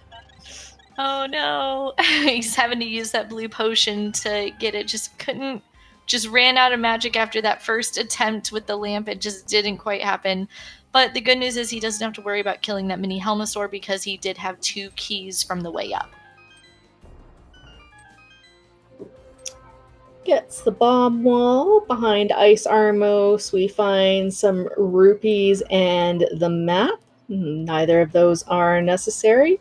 And Ricky is on to Moldorm number 2.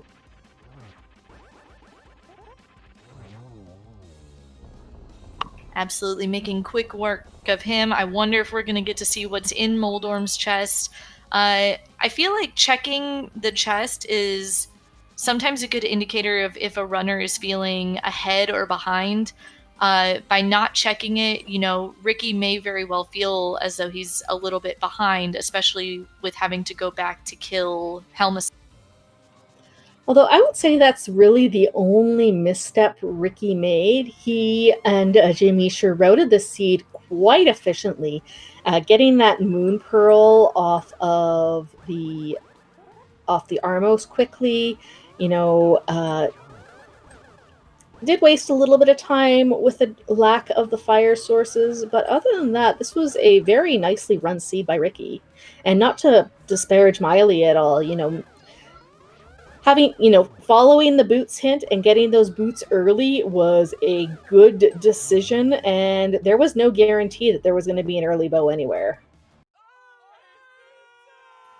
Oh, absolutely. I think both of our runners have done a spectacular job with this seed. It's, sometimes Rando just randos you, and both of our runners got randoed a little bit. It's been very, very differently routed on both sides, and yet still, a relatively close race. Mialee finds his big key in the compass room and is now making his climb as Ricky enters the fight with the big pig. Get some cheese facts from Ganon. With Tempered Sword, you want to do either 12 slashes or 6 spins. Ricky going for slashes strats, don't blame him.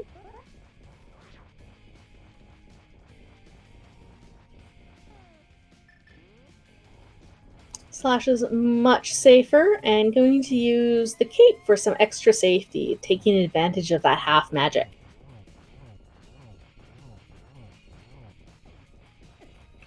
I'm absolutely a big fan of that, because then, you can just run around, dodge these little bats, and boom, you are in phase. Mialee having a little bit of issue with mimics too. One of the mimics was not cooperating with him, and the Beamos were bullying him around. Ricky getting the Ganon pattern very nice today. Ganon is not teleporting all over the arena, so we're quickly on to phase 4. Only 4 silver arrows to go. Absolutely, and he does go ahead and get that torch glitch, gets the first single shot after getting it, and almost gets a double, but he just happened to be too close to the edge on that second.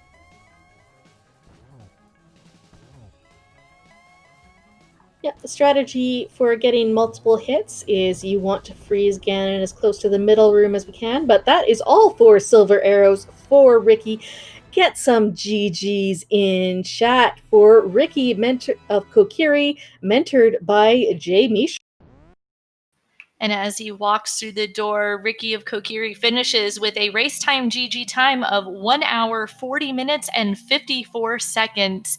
GG's to him, and we'll see if we can't get him in for an interview as Mialee is making his way through the gauntlet. Again, getting bullied by these Beamos a little bit. One of this last room, even though it has 2 enemies in it, is absolutely one of the most dangerous with that Medusa head. And the Beamos is going to go and take this bunny beam for safety.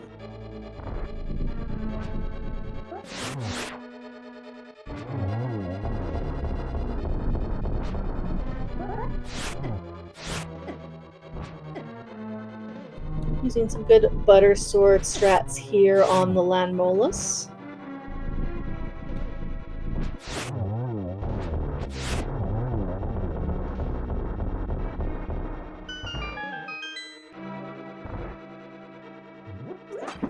And we are joined by Ricky of Kokiri and his mentor jmeasher. GG. Thank you. GG's to both of you. Congratulations. Thank you. That the pod in the dark without sound went terribly, but other than that, felt pretty good. I mean, I was very impressed that you went both forward and backward through the dark maze instead of choosing to take the death warp out. Well, I had too much health. It was going to take too long. Yeah, and I killed too many baddies. Unfortunately, we definitely did. It was not really a choice. We definitely did want a death warp there, but Fortunately, we killed the Dodongos, so at that point, it's just faster to leave normally. And then got a little bit lost because I normally don't do that, but overall, Yeah, very well played. Early in this seed, you guys made the great decision to not immediately go into Eastern for that boots hint and instead get rewarded with that bow on South Shore. How good did that feel, finding that bow? oh yeah, no, that felt awesome because we knew there was the risk that the boots would be on Armos, and so it was like, okay, let's just do the Kakariko checks, see where that takes us. You know, if we can get the bow to full clear Eastern in one shot, that would be fantastic. And it was in Mini Modorm Cave, so there you go. And then the double reward of the Moon Pearl on Armos with your Titan's Mitts in hand. Yeah, that was both awesome and gross in terms of it being on, you know, pendant Armos. Like, oh my goodness, see, come on. And then later on, you know, after getting New Moon Pearl and getting to search for things, you know, doing pod and having the unfortunate moment of, you know, taking a death on Helma, making the choice to leave, how did it feel seeing Fire Rod and Lamp over in the Zora area? We kind of assumed because we sequence broke Death Mountain and found the flutes up there, so that meant Lamp was required for Death Mountain access, and that pretty much indicated we knew the Lamp had to be in the Zora area. Finding the Fire Rod and in the Waterfall Cave was like, okay, really? Come on. Yeah, that was, annoying. It was, though, really back and forth, though. You had the early lead because of that early Moon Pearl. Then the death on Helma let Mialee catch up, but the real deciding factor then was Mialee also had some issues of his own in Turtle Rock. But as Mialee is about to enter his Ganon fight, we'll discuss that later when he joins us. Sounds good. Absolutely. And you know what? I just want to throw out there again to give these runners a follow, because this has been a really, really fun seed to watch. This race has been, as mindofme mentioned, very, very back and forth. As Mialee joins Ganon inside the pyramid to go ahead and do his fight. He does have the butter sword, so instead of the 6 spins or 12 slashes, we are going to go ahead and see just 6 slashes needed for the phases to move to the next, between phase 1, phase 2, and then the beginning of phase 3. Still gonna go and take advantage of that cape, you know, with the half magic. Why not? Get those slashes in as quickly as possible. Absolutely. Not quite getting it fast enough to stop the fire bats from spawning in that first bit of phase 3, but gets the second one and prevents any more from being capped. Exactly. Both our runners being rewarded. The teleport sequence is not randomized between players, so both players get the same Ganon warp pattern. Very favorable this season.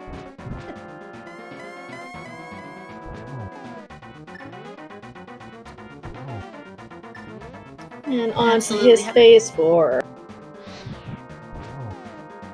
Yes, having a little bit of issues with the torch, but getting it, and it looks like he's about to get his last hit. Takes down the big pig. GG's to Mialee. Get your GG's in the chat.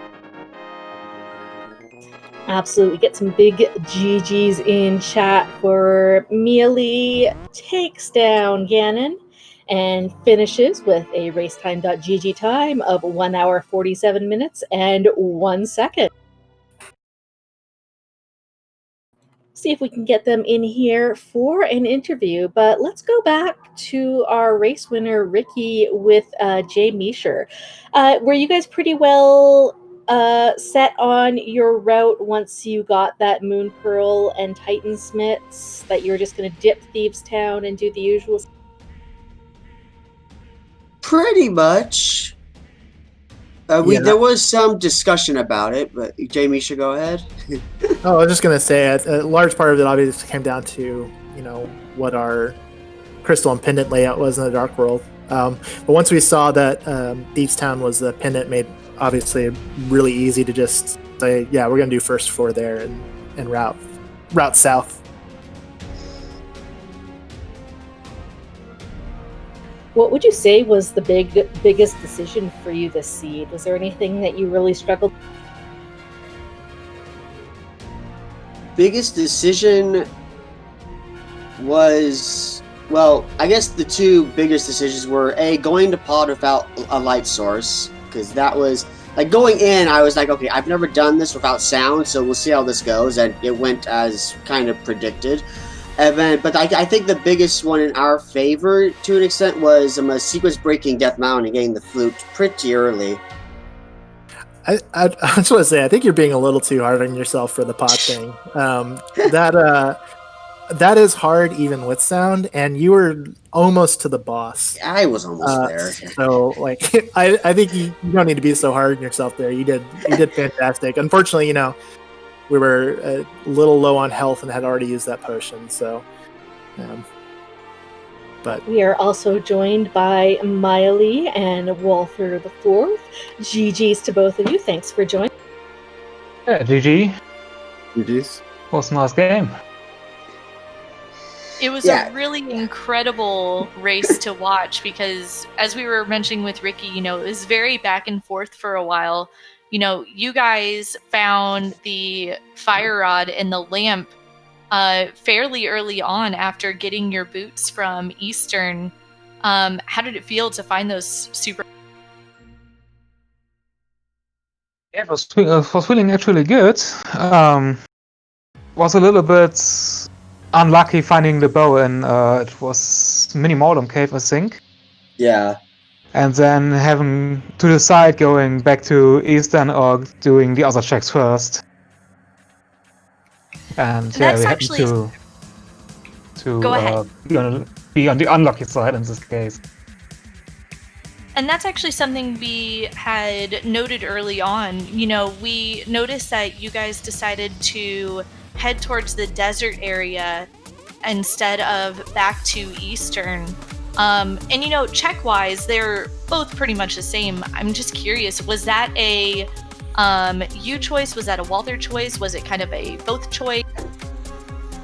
We actually discussed it doing the progress we made. Also dipping Eastern and then just leaving first. And then it was, we go Eastern, see the ledge and 2 items there, or do we go back, desert, check the ledge and 2 items, or back to Eastern and get the 2 items there, and Cork would have been in both or on Pyramid Ledge, which would be the best case scenario for us. So we know, I don't think that Ricky or would have checked the area before that, so it was a gamble. Yeah, I think at that point when you do Eastern that early without a bow, you're kind of committed to follow the other progression that you get after that, because otherwise going in there so early, it's kind of not worth it if you're gonna go straight back again. But yeah, I will definitely take the blame for that one, because I thought it was just spicy and aggressive enough to work out, especially since it was a pendant, but I think it ended up burning us quite hard in the seed. And in a way though, it really didn't make very much of a time loss on y'all's end, because even though you ended up clearing it, because Ricky and jmeasher, they ended up having to hunt for just a little bit for the fire sources. There was a moment where you guys were very, very close to being synced up. Yeah, I think going back into Eastern didn't hurt us too much. I think that what really hurt us was we went up Death Mountain without the Moon Pro. That was kind of unlucky. No, actually, I guess Flute was up there, so you had to go up Death Mountain before you could get the Harrod. Yeah, it was a required double climb of Death Mountain at that point. Mm-hmm. One thing I wanted to bring up with both pairs of runners and racers is that you chose to do an interesting routing through pod, where you got the small key from the shooter chest, and then you both chose to go right instead of through the middle door. I'm curious about what your decisions were with that. Well, for me, if I have the bow, I like to do that and then bonk across the gap. Normally that works out. Today, I'm a lost count of the keys, so I ended up going to the front to get the last 2 chests because I thought one of them was an item, and forgot that I hadn't actually unlocked the front door, so I was fine. And yeah, I prefer that routing. I feel it's like less backtracky, but it works a lot better with the mirror. Yeah, I think for me, he was already. I would normally go through the front door, like you said. He was already halfway down through Bowluck section when I realized what was happening. So I was like, yeah, we're already here. There's obviously no point in going back, so let's just kind of soldier on. I'm kind of a big fan. Oh, go ahead. Okay. Yeah, I actually like going east side first, if I have a bow or a potion, so it can glitch there if necessary, and gets it out of the way, so I know if I have to go to the vanilla big key chest or not, so it's easier to count for me.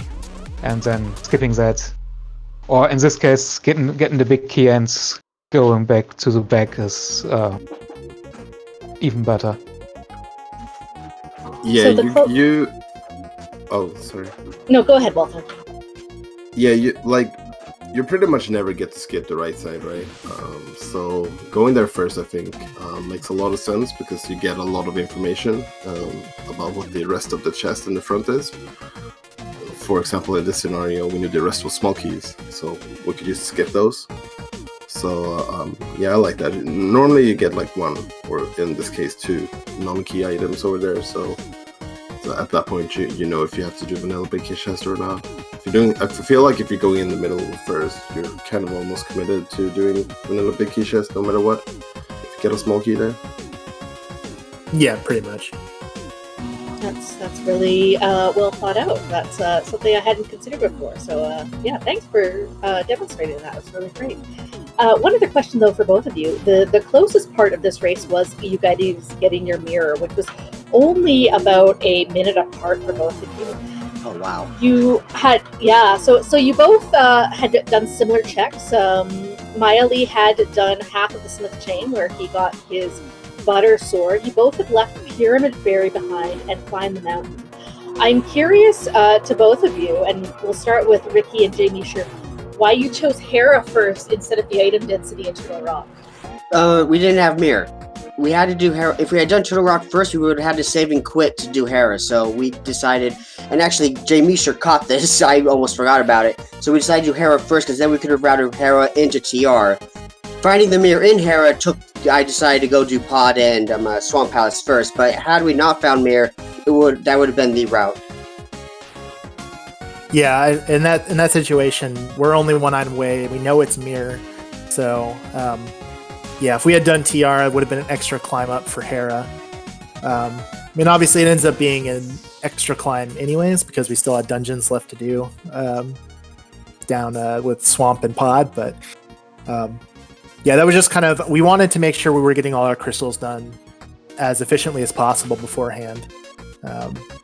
So that was the reason why we chose to do that.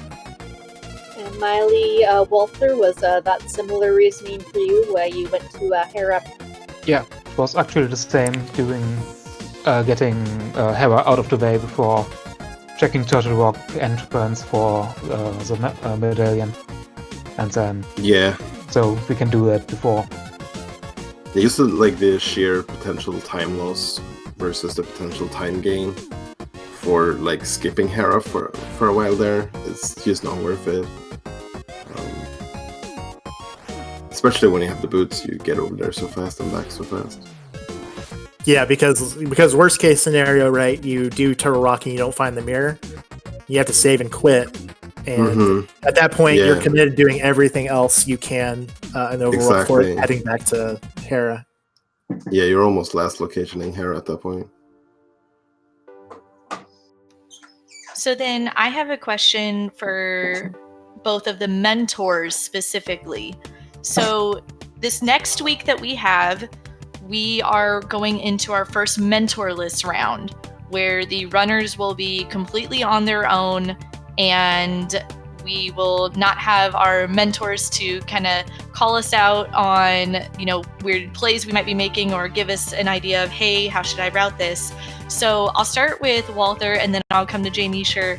What is the biggest piece of advice that you have for your mentee for mentorless next week?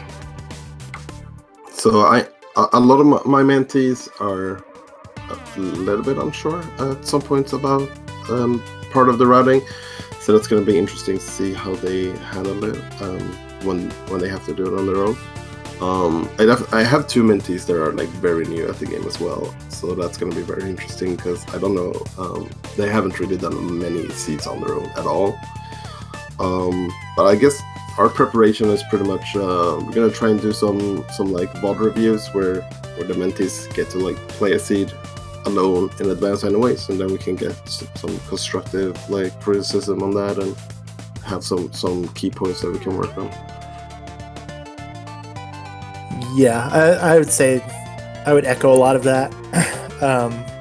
VOD reviews have been something I've been trying to do for my mentees these first few weeks, for me to get a sense of their kind of strengths and weaknesses, but also so that I know like specifically what's talked about mid-seed.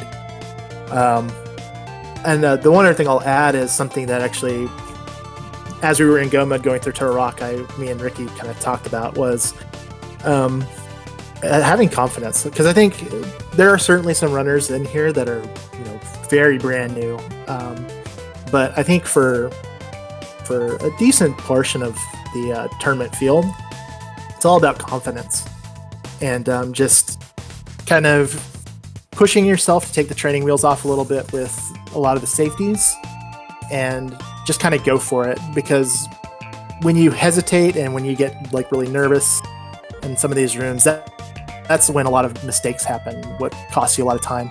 Obviously, taking deaths is bad, but it's something you want to avoid at all costs. But like once you're at the point like where Ricky is now, I'd say the biggest thing for him is just to kind of have a little more confidence and start to kind of push yourself to take some more risks in a lot of these rooms, start shaving that time off. But I think obviously for any of the runners or racers in this tournament that are a little bit nervous about next week, run some seeds on your own. Just put, there's a lot of practice races happening in the Discord. Participate, jump into some of those so you're in a racing environment and you can compare to somebody else. But kind of get your feet wet and get yourself used to running by yourself and having to make a lot of these decisions on the fly. Mm-hmm. Yeah, I do like that the mentorless weeks are like the later weeks, partly because then the mentees have some time to get some like tourney race experience in those game modes in advance, so they're a little bit more used to it at that point. And also like the Swiss will be a little bit more well formed out at that point, so it should be fairly even games at that point as well. And runners, how do you guys feel about running mentorless next week? I'm looking forward to it. It's going to be fun. I'm feeling a lot better about my routing. I've learned a lot in the past 2 weeks, so it'll be fun to see the application of it next week. I've already seen, like, I was doing some practice runs the past few days, and I'm already seeing some improvement in my routing style, so it'll be fun to see how that culminates next week.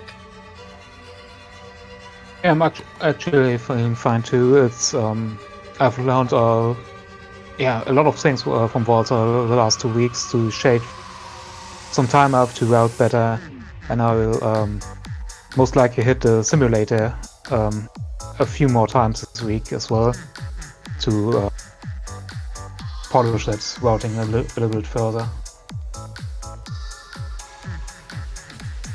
Well, GG's to both of y'all again. It was really an incredible race to watch. I want to thank our hosts again, the Go Mode podcast. Check out the Discord. Check out the podcast itself. And also, I want to thank our runners and our mentors. That was RickyOfKokiri, mentored by jmeasher, and Mialee by WaltherIV. Give them a follow. I want to thank also Oro, our restreamer, Star1468, our tracker, and mindofme for coming with me. It's been really, really fun. It has been a blast, Laoria. Please give everyone a follow, join our Discord, and yeah, look forward to future weeks of the tournament as we are wrapping up week 2. Absolutely. And as we wrap up, I have been Lee. And I am mindofme. Take care, everyone.